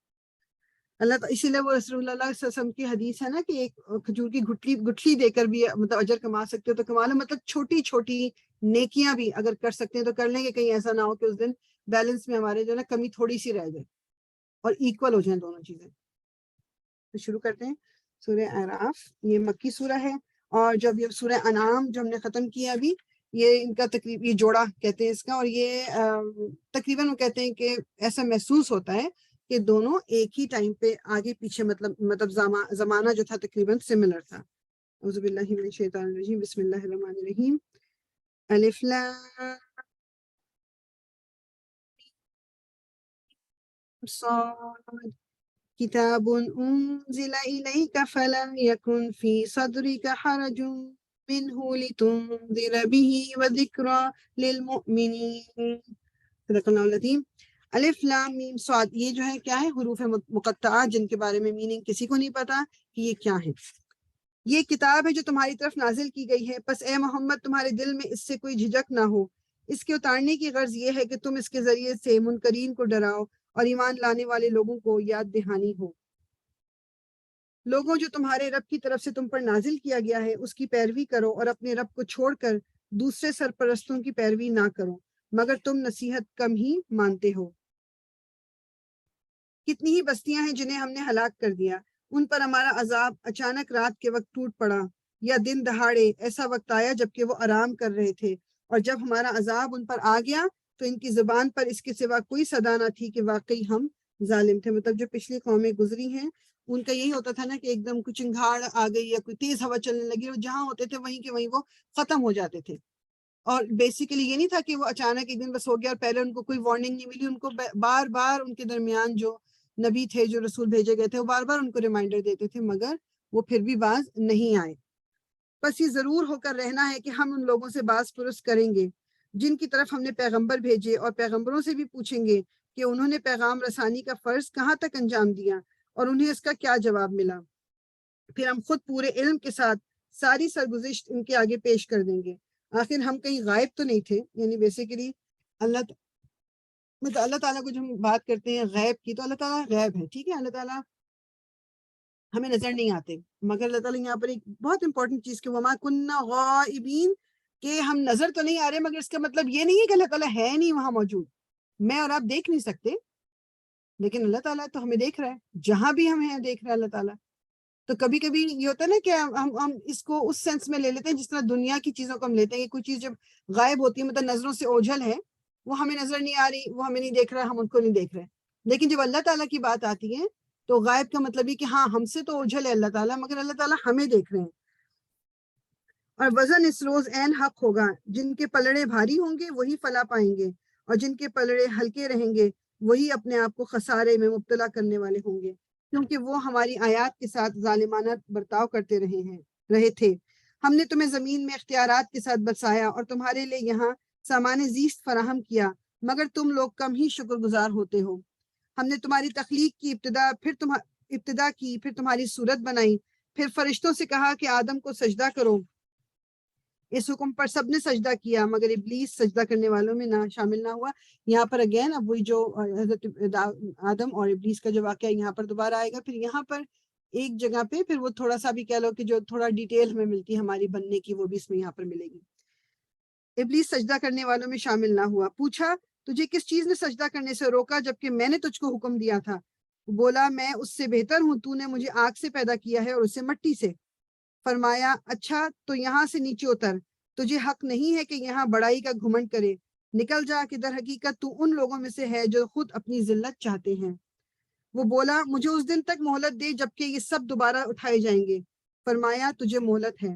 بولا اچھا تو میں جس طرح تو نے مجھے گمراہی میں مبتلا کیا ہے، میں بھی اب تیری سیدھی راہ پر ان انسانوں کی گھات میں لگا رہوں گا، آگے اور پیچھے، دائیں اور بائیں، ہر طرف سے ان کو گھیروں گا، اور تو ان میں سے اکثر کو شکر گزار نہ پائے گا۔ اس میں صرف تھوڑا سا ایٹیٹیوڈ کا ڈفرنس دیکھیں تو اللہ تعالیٰ نے اس کو کہا، جب سزا کی بات ہوئی ہے کہ چلے جاؤ، اور تو اس نے کہا کہ مجھے مہلت دے دو، مہلت مل گئی. اب بجائے اس کے کہ کوئی اور بات، کیا کرے، تو نے مجھے گمراہی میں مبتلا کیا. یعنی اللہ تعالیٰ کو کہا جا رہا ہے، اللہ تعالیٰ کو کہہ رہا ہے کہ گمراہ تو میں تیری وجہ سے ہوا ہوں. تو اس میں آپ کو پتا ہے کہ انسان بھی ایسے ملیں گے آپ کو جو کہتے ہیں کہ مطلب اللہ تعالیٰ مجھے ہدایت دینا چاہتے تو دے دیتے ہیں، مطلب مجھے تو اللہ تعالیٰ نے ہی گمراہ کر دیا. نعوذ باللہ. یہ باتیں کرتے ہیں ہمارے یہاں بھی، انسان بھی کرتے ہیں یہ باتیں. تو اس نے کیا کہا کہ میں انسان کی، اس نے وعدہ کیا اللہ تعالیٰ سے. اب میں اور آپ سوچ لیں کہ ہم اس چیز کو کس حد تک سیریس لیتے ہیں کہ میں گھات لگا کے بیٹھوں گا، میں ان کے آگے پیچھے لیفٹ رائٹ ہر طرف سے آؤں گا، ان پہ حملہ کروں گا. میننگ اب اس میں کچھ علماء نے بڑی اچھی اس کی ایکسپلینیشن میں وہ تفسیر میں کیا ہوا ہے کہ جیسے یہ بات ہوتی ہے نا کہ جو آگے اور پیچھے، آگے سے آنے کا مطلب یہ ہے کہ فیوچر سے ڈرانا انسان کو کہ دیکھو تم یہ کرو گے تو یہ ہو جائے گا. پیچھے کہ اپنے ماضی سے ڈرانا کہ تم تو اتنا گناہ کر چکی ہو پیچھے ماضی میں، تمہیں اب کیا فائدہ پہنچے گا کچھ اچھا کام کر کے. لیفٹ سے کہ وہ چیز جو برائیاں ہیں جو دنیا کی، جو تمہیں وہاں ٹریک کر رہی ہیں، بلا رہی ہیں کہ چلو تھوڑا سا اور کر لو، تھوڑی شراب اور پی لو، تھوڑا سا کلب میں اور ٹائم گزار لو، تھوڑا ان لوگوں میں اٹھ بیٹھو. اور رائٹ جو ہے سیدھے طرف کے، جیسے انسان تھوڑا سا سیدھے راستے پہ چلنا شروع ہوتا ہے، وہ جیسے نماز اس کی اب ٹھیک ہو رہی کیا، تو انسان کو شیطان کس طرح آتا ہے، تم تو بڑے مطلب چیز ہو گئی، اب تم تو نیک پاک باز، تم تو نمازیں بھی پڑھنے لگے. انسان میں فخر آ جائے کہ میں تو کوئی چیز ہو گیا ہوں. تو دیٹس علماء نے بڑا اچھی ایکسپلینیشن دی ہے کہ آگے پیچھے اور لیفٹ رائٹ سے جو وہ بیٹھا ہے ہمارے، کس طرح سے ہمیں بھٹکاتا ہے.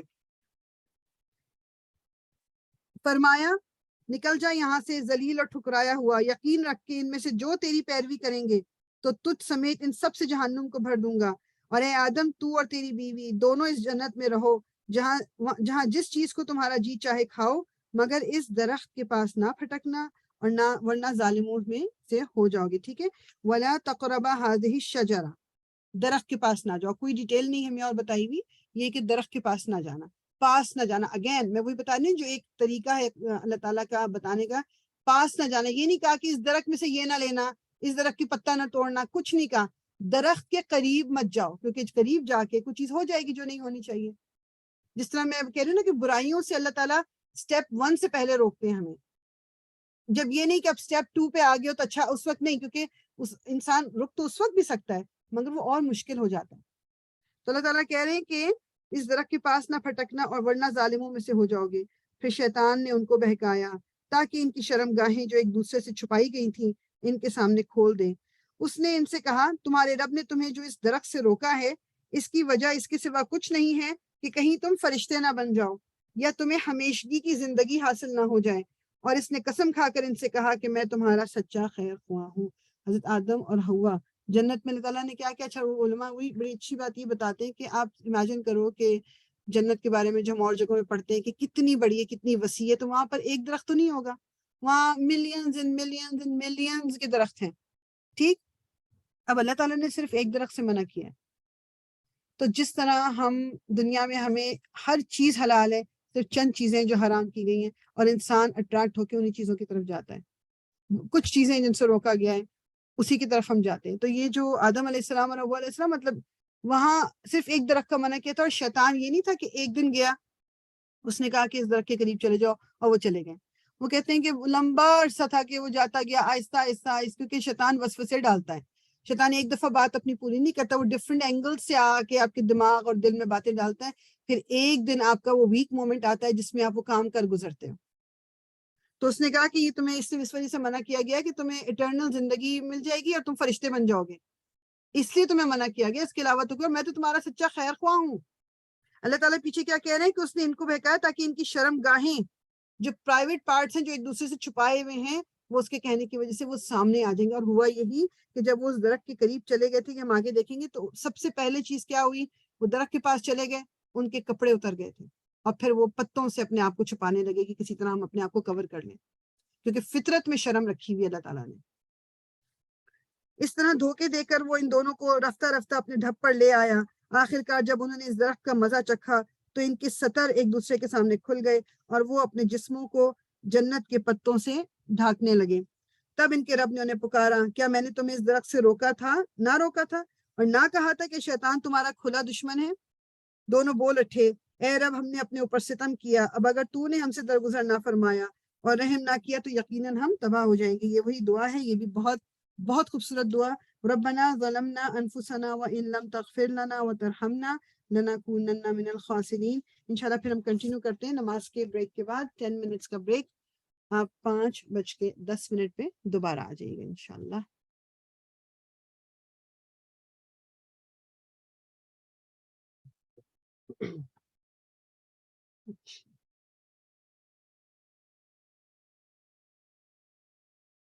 تو ہم نے یہ دعا سے دوبارہ شروع کر لیتے ہیں جو کہ آیا نمبر 23 ہے. ٹھیک ہے.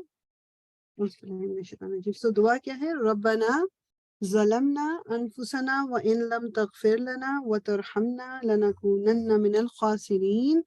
کہ ہم اللہ تعالیٰ سے کیا دعا کر رہے ہیں کہ اللہ تعالیٰ ہم نے اپنے اوپر ستم کیا، ہم نے اپنے اوپر ظلم کیا، اب اگر تو نے ہم سے درگزر نہ فرمایا اور رحم نہ کیا تو یقیناً ہم تباہ ہو جائیں گے. تو بیسیکلی میرا اور آپ کا بھی مائنڈ سیٹ کیا ہونا چاہیے کہ جو غلطی ہم سے اللہ تعالیٰ ہو جاتی ہے، مطلب وہ غلط جو کام کرے وہ میری اور آپ کی اپنی غلطی ہے. اور وہ انسان، یہ ظلم کا ورڈ کیوں آتا ہے کہ اپنے اوپر ستم کر لیا، ظلم کر لیا؟ کیونکہ انسان کی فطرت کچھ اور ہے. اللہ تعالیٰ نے جو ہمیں بنایا ہے، ہماری فطرت میں دین اسلام، فطرت میں اچھائی، فطرت میں سیدھی راہ یہ رکھی ہوئی تھی، یہ رکھی ہے. ایون وہ اس کو ہم وقت کے ساتھ ساتھ اگر اس کو بالکل ہی ہم مٹاتے جائیں، اس کو بالکل ہی ڈھانپ دیں دوسری چیزوں کے ساتھ، وہ ایک الگ بات ہے. تو جب ہم ظلم کر رہے ہوتے کہ ایک اچھی چیز آلریڈی موجود تھی، بجائے اس کے کہ ہم اس کو پروان چڑھاتے، ہم ایک دوسری طرف سے نکل گئے، دوسری طرف چلے گئے، غلط طرف چلے گئے. تو اللہ تعالیٰ سے ہم کیا کہہ رہے ہیں؟ اگر تو نے ہم سے درگزر نہ فرمایا اور رحم نہ کیا تو یقیناً ہم تباہ ہو جائیں گے. کہ اگر اللہ تعالیٰ ہماری غلطیوں کو معاف نہ کریں، اگر اللہ تعالیٰ ہماری غلطیوں پہ ہر غلطی پہ ہمیں سزا دینا شروع کر دیں، تو آپ سوچیں کہ میں اور آپ پھر ہمارا بنے گا کیا؟ مطلب ہم کیا کریں گے؟ ٹھیک. اچھا، اس میں تھوڑا سا جو انہوں نے اس دعا کو لے کے جو تفسیر میں تھوڑا دیا تھا، تھوڑا سا شیئر کروں گی کہ انسان کے اندر شرم و حیا کا جذبہ ایک فطری جذبہ ہے، اور اس کا اولین مظہر وہ شرم ہے جو اپنے جسم کے مخصوص حصوں کو دوسرے کے سامنے کھولنے میں آدمی کو خطرہ محسوس ہوتا ہے. ٹھیک ہے. آدمی، قرآن ہمیں بتاتا ہے کہ یہ شرم انسان کے اندر تہذیب اور کے ارتقاء سے مصنوعی طور پہ پیدا نہیں ہوئی. مطلب بیسیکلی وہی بات جو میں کر رہی تھی کہ اللہ تعالیٰ نے شرم و حیا رکھ کے بھیجا ہے ہمیں. اب اس شرم کو وقت کے ساتھ ساتھ ہم یہ کہہ کے کہ نہیں میری شرم میرے اندر ہے، ضروری تو نہیں کہ میرے کپڑوں میں بھی شو ہو. شرم میرے اندر ہے، ضروری نہیں کہ میرے بولنے میں بھی شو ہو، یا میرے ایکشن میں شو ہو، یا میری آنکھوں میں شو ہو، لیکن میں شرم اور حیا میرے اندر ہے. It won't make sense. ہم میں سے کوئی اس چیز کو مانے گا نہیں. ٹھیک ہے. اگر کوئی ہم سے یہ کہے گا تو شیطان کی جو پہلی چال ہے وہ کہتے ہیں کہ انسان کو فطرت انسانی کی سیدھی راہ سے ہٹانے کی چلی تھی. یعنی پہلی چیز کیا ہوئی ہے کہ ان کی شرم گاہیں ایک دوسرے کے آگے کھل گئیں. شیطان کا پہلا وار ہمارے اندر سے کہ شرم و حیا ختم کرنے کا ہوتا ہے، کیونکہ جب شرم و حیا ختم ہو جائے گی تو پھر ہم کچھ بھی چیز کرنے میں ہمیں برا نہیں لگے گا. رسول اللہ کی حدیث کا مفہوم ہے نا، پہلے میں ذکر بھی کر چکی ہوں اس کا، کہ انہوں نے کہا کہ مطلب جس انسان میں شرم، یہ میں اپنے لفظوں میں بتا رہی ہوں اس کو تفسیر مطلب ایکسپلین کر کے، کہ جس بندے کے اندر شرم نہیں ہے پھر وہ جو کچھ کرے کر لے، شرم و حیا نہیں ہے تو پھر وہ کچھ بھی کر سکتا ہے. تو شیطان نے بھی جو پہلا اٹیک کیا ہے، یہ شیطان جو پہلا اٹیک ہم پہ بھی کرتا ہے، ہماری شرم و حیا کو دور کرتا ہے ہم سے. ہمیں چیزوں کا برا لگنا بند ہو جاتا ہے. جو ایک اور اچھا عورت اور مرد دونوں میں شرم و حیا آنا چاہیے. کہتے ہیں کہ رسول اللہ صلی اللہ علیہ وسلم کے اندر اتنی شرم و حیا تھی. حضرت عثمان کے بارے میں آتا ہے کہ ان کے اندر اتنی حیا تھی کہ ایون فرشتے ان کے آگے مطلب ان کو شرم آ جاتی تھی، اتنی حیا والے تھے. مرد تھے نا حالانکہ. تو یہ مطلب نہیں کہ صرف عورتوں میں شرم و حیا ہونی ہے، مردوں میں نہیں ہونی. لیکن ایک عورت کی شرم و حیا اس ڈفرینٹ اینگل کی ہے، ڈفرینٹ طریقے کی ہے، اس کا ہونا بہت ضروری ہے. اس کا مطلب یہ نہیں ہے کہ وہ بالکل ہی چھوئی موئی ہو گئی، بات تک کرنی نہیں جا رہی، کسی سے کوئی کام نہیں ہو رہا، کچھ نہیں. She should be independent. مگر آپ کو حیا اور شرم نظر آ جاتی ہے ایک عورت کی. تو کیا کہہ رہے ہیں کہ تو شیطان نے پہلی چیز یہ جو فزیکل، آپ دیکھ رہے ہو کہ ہمارے معاشرے میں جو آہستہ آہستہ نان مسلمس کو فالو کرتے کرتے ہمارے اندر وہ جو ایک جسم کو ڈھکنے والی شرم و حیا ہمارے بزرگوں کے زمانے میں ہوتی تھی، وہ آہستہ آہستہ کدھر چلی گئی. پرانے زمانے میں لوگوں کو چاہے دین کا علم ہوتا یا نہ ہوتا، عورتوں کے کپڑے ایک بہت ڈفرینٹ طریقے کے ہوتے تھے. اب ہمیں لگا کہ ہم تو ماڈرن ہو گئے، تو اب اس طرح کے کپڑے پہنیں گے تو ہم اولڈ کہلائیں گے، اولڈ فیشن کہلائیں گے. تو ہم نے اس زمانے کے پیچھے پیچھے ہم بھی چل نکلے. تو شیطان نے پہلی چیز کیا کی، انسان کو اس کی فطرت سے ہٹانے کی کوشش کی. یہ بھی انسان کی ان فطرت میں ہے کہ وہ برائی کی کھلی دعوت کو قبول کم ہی کرتا ہے. یعنی ڈائریکٹلی کوئی کہے کہ چلو جی آج جا کے اس انسان کا قتل کر دیتے ہیں، تو کوئی نہیں مانے گا. آہستہ آہستہ پریپیئر اگر کرتے رہو اس کے دماغ میں, اس انسان کے خلاف باتیں پیدا کرو, ڈفرینٹ چیزیں کرتے کرتے کرتے ایک پوائنٹ آئے گا کہ وہ انسان, جس طرح یہ برین واش کرتے ہیں بچوں کو, جو یہ پھر سوئسائڈ بامبنگ ہوتی ہے, کیا ہوتا ہے ان کو کہتے ہیں یہ جنت ملے گی تمہیں, یہ تو تم اللہ تعالیٰ کے اس میں کام کرو, لیکن یہ it takes time, over night نہیں ہوتا. تو اللہ تعالیٰ کہہ رہے ہیں کہ یہ شیطان کا بھی یہ کام ہے کہ وہ انسان کو, کیونکہ انسان ایک دم سے برائی کی طرف نہیں آتا, اس کی فطرت میں ہے کہ وہ ڈائریکٹ برائی کو ایکسیپٹ نہیں کرے گا, بیکاز اللہ تعالیٰ نے اس کو اس طرح بنایا نہیں ہے. پھر ایک پوائنٹ اور وہ کیا کہتے ہیں کہ یہ جو انسان کے اندر بشریت سے بالا تر مقام پر پہنچنے, یعنی بیسیکلی ایک فطری جذبہ انسان کے اندر یہ ہے کہ وہ اچھے سے اچھے کی طرف جانا چاہتا ہے. ٹھیک ہے, اور وہ اس میں وہ کہتے ہیں کہ یہ جو مشہور ہو گیا نا اس کہانی سے ریلیٹڈ کہ جی حوا علیہ السلام کو پہلے جو ہے وہ شیطان نے بھڑکایا تھا, اور پھر اس کے بعد ان کے ذریعے سے حضرت آدم کو بھڑکایا تھا. اس کی کوئی مطلب یہ کہہ لیں کہ اوتھینٹک ہمیں کوئی روایت نہیں ملتی کہ ایسا ہوا تھا. بس آتا یہ ہے کہ دونوں کو ایک وقت میں کرایا گیا تھا, دونوں کو ایک وقت میں بھٹکایا گیا تھا. اور بیسیکلی یہ کہ جو یعنی تھوڑے سے جو پوائنٹ میں اس کی ذکر کرنے کا بات, جب میں نے اس کی تفسیر پڑھی تھی نا خود کے, مطلب ان کی شرم گاہیں کھل گئی تھی, یعنی اس درخت کے قریب جا کے حیا کا ایک وہ تھا, اور وہ خود ان کے اندر جو حیا رکھی گئی تھی وہ اپنے آپ کو چھپانے لگے تھے. تو اب ہم اگر اب سوچیں تو کیا ہم اس اتنے گئے گزرے ہیں کہ ہمیں حیا ہی نہیں آتی اس معاملے کو لے کے, کہ کیا ہمارے, اور شرم گاہیں کھلنے کا مطلب صرف یہ اپنے اس زمانے میں یہ نہیں ہے کہ ہم بغیر کپڑے کے باہر نکل گئے, ایسا تو ہم سے کوئی بھی نہیں کرتا. ہم نے اس کے ڈفرینٹ فارمز جو نکال دی ہیں نا, یا تو سی تھرو کپڑا ہوگا بہت باریک کہ آپ اندر سب دیکھ لو, یا اتنا ٹائٹ ہوگا کہ ایک ایک انگ, ایک ایک اینگل, ایک ایک بون, ایک ایک چیز پتہ چل رہی ہے. تو وہ بھی اسی زمرے میں آتا ہے کہ شیطان نے یہ ایک دماغ میں بٹھا دیا ہے کہ this is your body and you have every right to cover it up with anything and everything that you want. دوسرے کو اپنی نظریں نیچی رکھنی ہے, دوسرے کو کچھ نہیں بولنا آپ کو, یہ غلط بات ہے.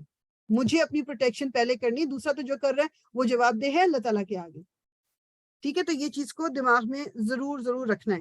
فرمایا اتر جاؤ, تم ایک دوسرے کے دشمن ہو, اور تمہارے لیے ایک خاص مدت تک زمین میں ہی جائے قرار اور سامان زیست ہے.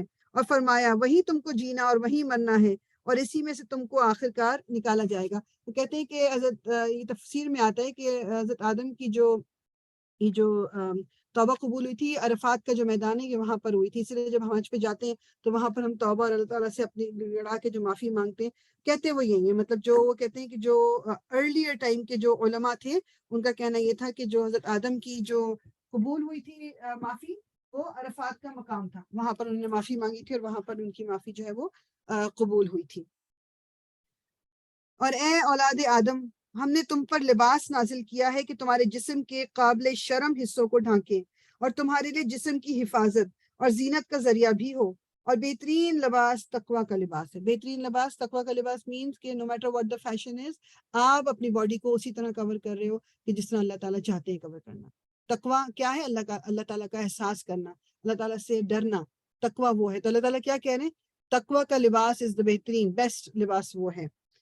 یہ اللہ کی نشانیوں میں سے ایک نشانی ہے, شاید کہ لوگ اس سے سبق لیں.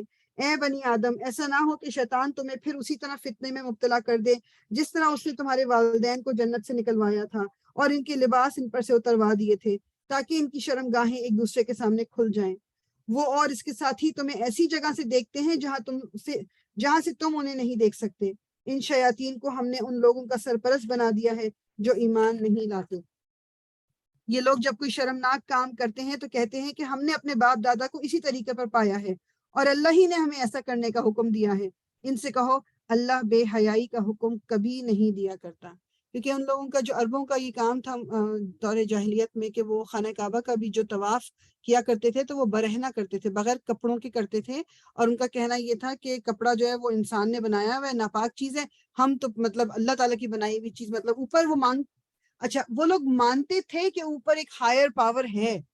ان کا صرف کہنا یہ تھا کہ اس ہائر پاور تک ہماری بات صرف ان بتوں کے ذریعے پہنچ سکتی ہے, اور یہ بت ہمارے لیے اچھائی برائی کا وہ کرتے ہیں, وہ ہم ڈائریکٹلی نہیں کر سکتے. تو جو کیا کہتے ہیں یہاں پر بات کیا ہو رہی ہے کہ وہ اب سوچیں, امیجن کریں کہ وہ کعبے کا طواف برہنہ کرتے تھے, تالیاں بجاتے تھے, سیٹیاں بجاتے تھے, یہ ان کی عبادت کا طریقہ تھا. اور وہ کہتے تھے کہ ہمارے آباء و اجداد بھی یہی کرتے تھے اور اللہ تعالیٰ کی طرف سے حکم ہی یہی ہے. تو اللہ تعالیٰ کہہ رہے ہیں کہ بے حیائی کا حکم کبھی نہیں دیا کرتا. کیا تم اللہ کا نام لے کر وہ باتیں کہتے ہو جن کے متعلق تمہیں علم نہیں ہے؟ وہ اللہ کی طرف سے ہیں کہ وہ اللہ کی طرف سے ہیں؟ اے محمد ان سے کہو میرے رب نے تو راستی اور انصاف کا حکم دیا ہے، اور اس کا حکم تو یہ ہے کہ ہر عبادت میں اپنا رخ ٹھیک رکھو اور اسی کو پکارو، اور اپنے دین کو اس کے لیے خالص رکھ کر جس طرح اس نے تمہیں اب پیدا کیا ہے اسی طرح تم پھر پیدا کیے جاؤ گے۔ ایک گروہ کو تو اس نے سیدھا راستہ دکھا دیا ہے، مگر دوسرے گروہ پر گمراہی چسپاں ہو کر رہ گئی ہے، کیونکہ انہوں نے خدا کے بجائے شیاطین کو اپنا سرپرست بنا لیا ہے، اور وہ سمجھ رہے ہیں کہ ہم سیدھی راہ میں ہیں۔ یعنی کہ جو تمہیں اب پیدا کیا ہی نہیں، ایک تو یہ زندگی، پھر اس کے بعد جب دوبارہ ہم اپنی قبروں سے نکالے جائیں گے۔ اے بنی آدم، ہر عبادت کے موقع پر اپنی زینت سے آراستہ رہو اور کھاؤ پیو اور حد سے تجاوز نہ کرو، اللہ حد سے بڑھنے والوں کو پسند نہیں فرماتا۔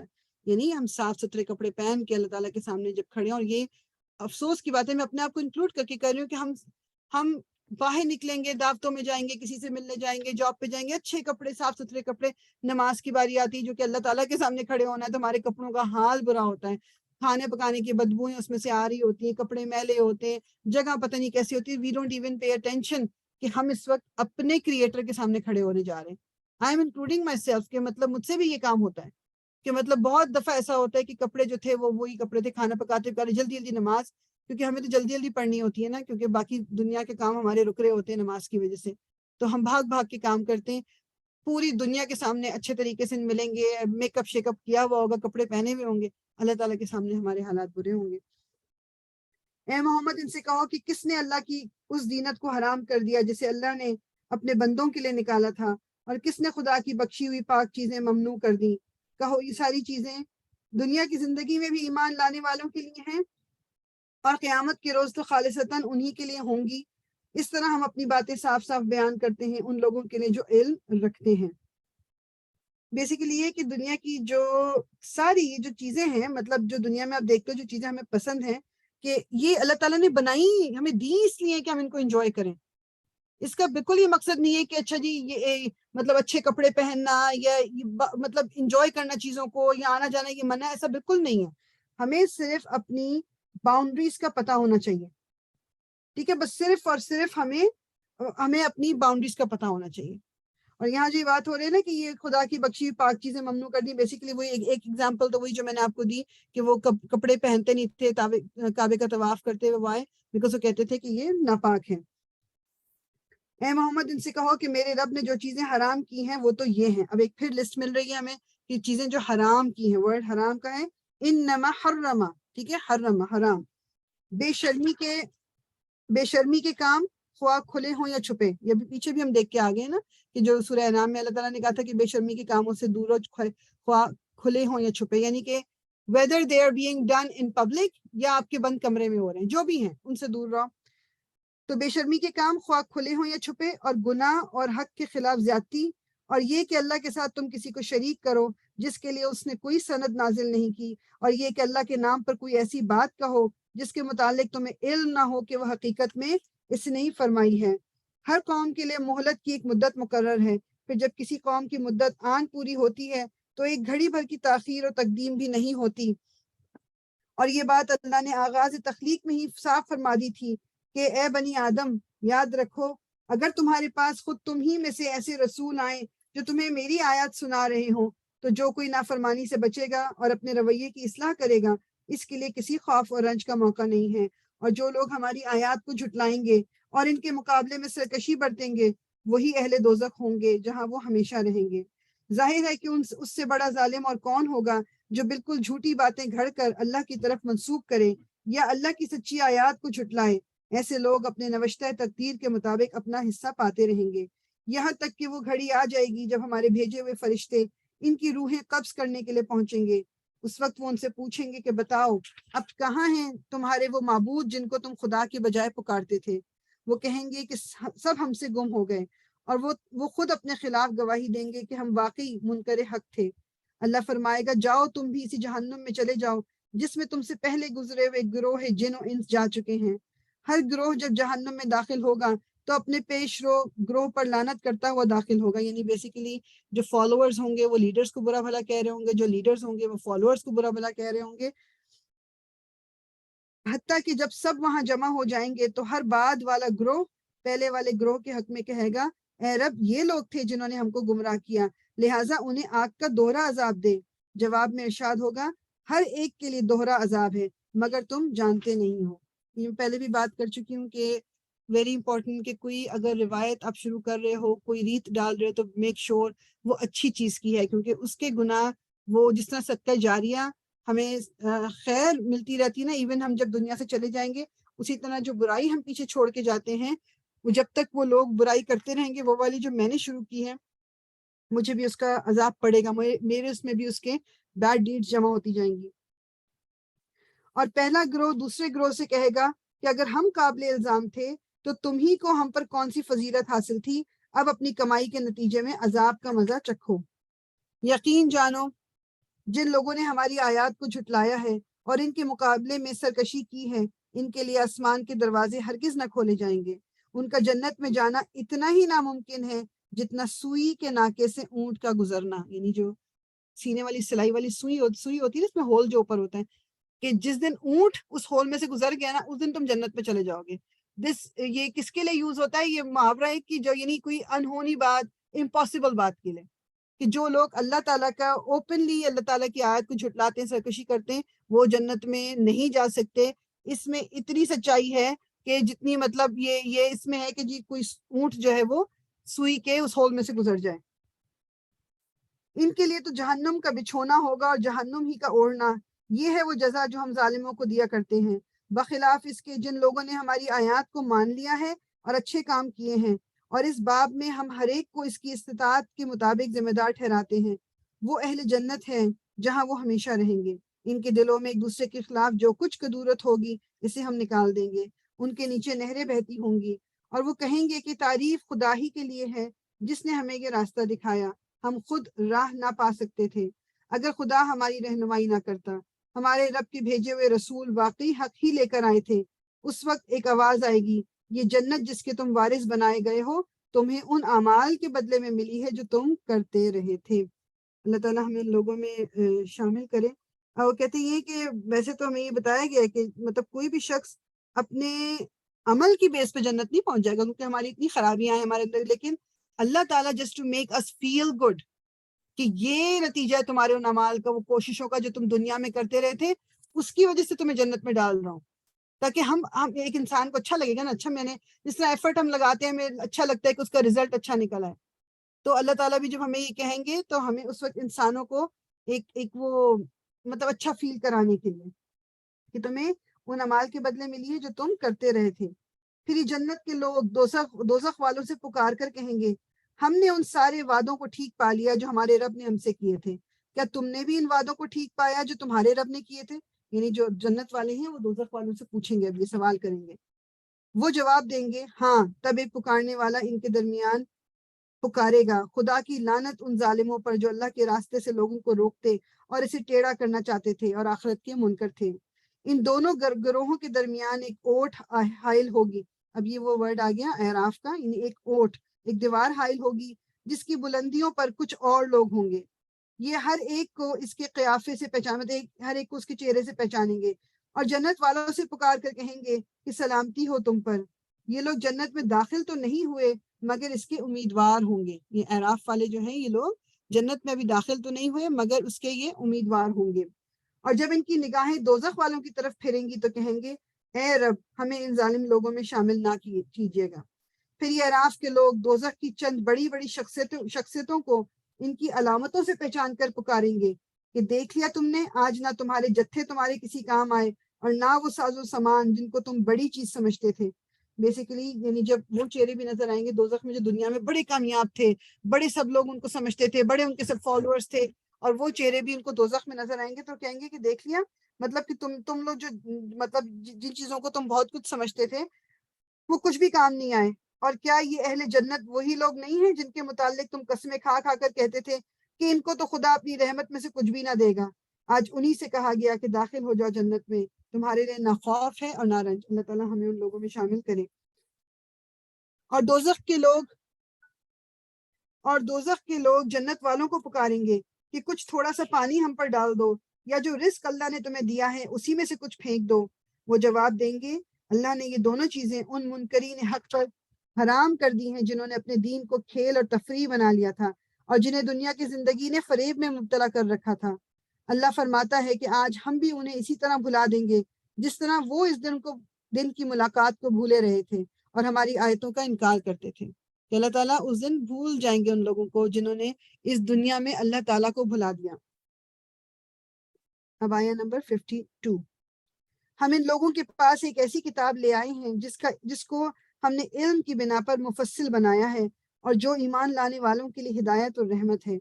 اب کیا یہ لوگ اس کے سوا کسی اور بات کے منتظر ہیں کہ وہ انجام سامنے آ جائے جس کی یہ کتاب خبر دے رہی ہے؟ جس روز وہ انجام سامنے آ گیا تو وہی لوگ جنہوں نے اسے نظر انداز کیا تھا کہیں گے واقعی ہمارے رب کے رسول حق لے کر آئے تھے، پھر کیا اب ہمیں کچھ سفارشی ملیں گے جو ہمارے حق میں سفارش کریں، یا ہمیں دوبارہ واپس ہی بھیج دیا جائے تاکہ جو کچھ ہم پہلے کرتے تھے اس کے بجائے ہم دوسرے طریقے پہ کام کر کے دکھائیں۔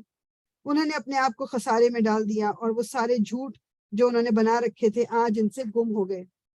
در حقیقت تمہارا رب اللہ ہی ہے جس نے آسمانوں اور زمین کو 6 دنوں میں پیدا کیا، پھر اپنے تخت سلطنت پر جلوہ فرما ہوا، جو رات کو دن پر ڈھانک دیتا ہے پھر دن رات کے پیچھے دوڑا چلا آتا ہے، جس نے سورج اور چاند اور تارے پیدا کیے، سب اسی کے فرمان کے تابع ہیں۔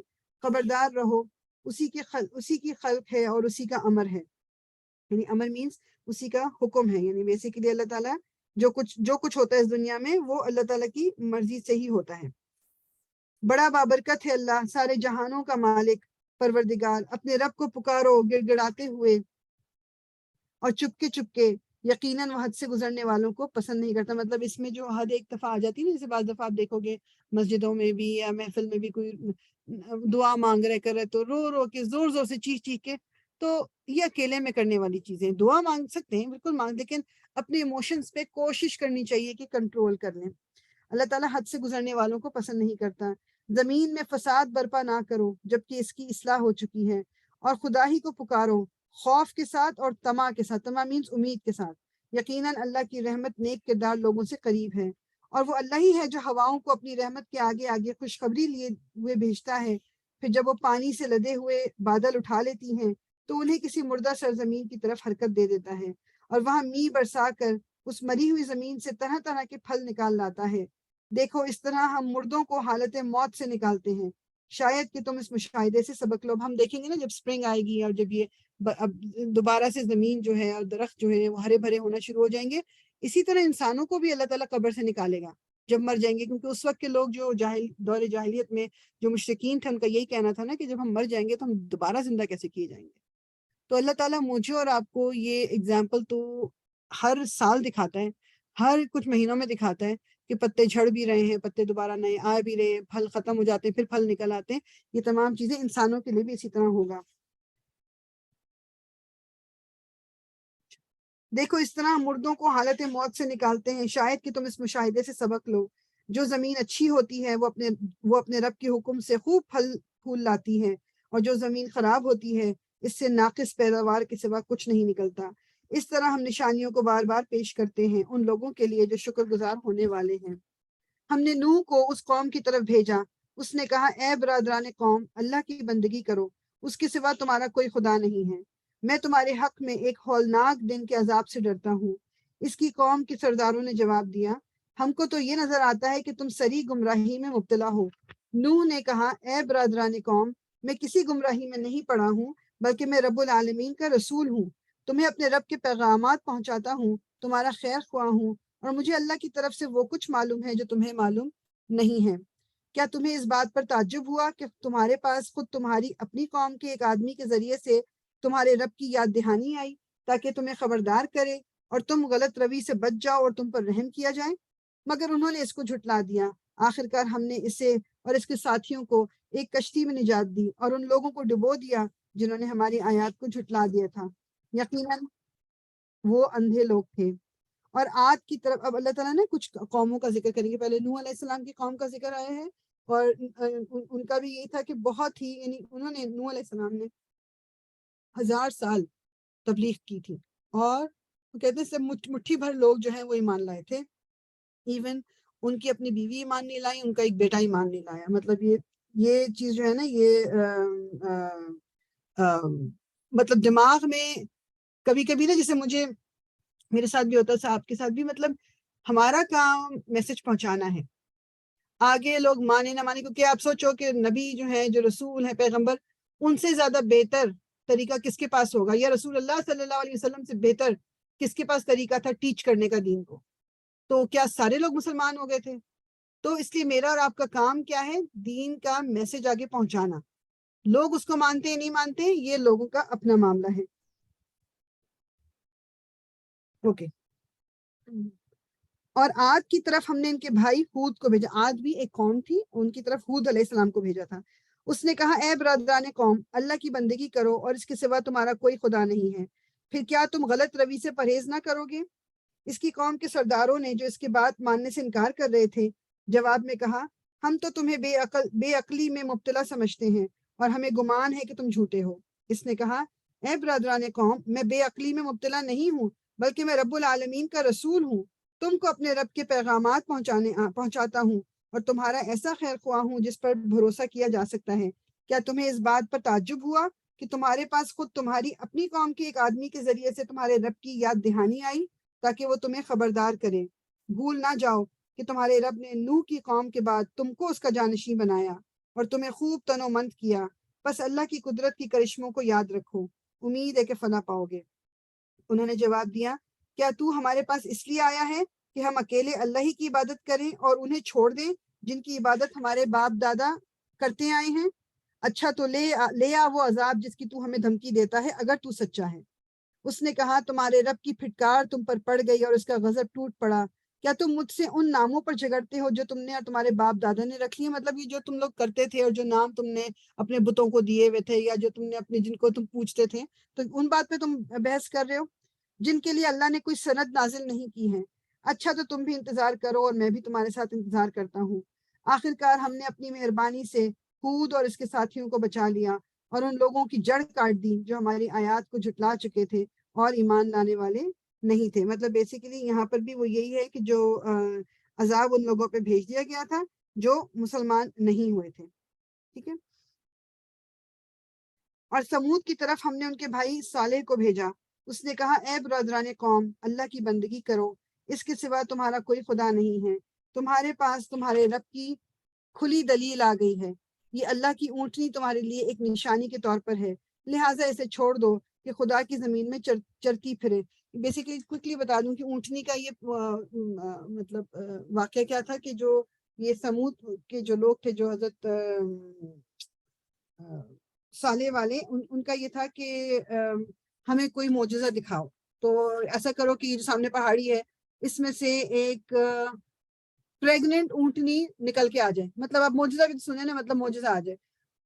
ان کو کہا گیا کہ اوکے، یہ معجزہ اگر تمہیں دے دیا گیا تو تمہارے پاس صرف 3 دن ہوں گے، پھر مطلب یعنی اس پیغام کو مان لو، نہیں تو تم پہ عذاب آ جائے گا.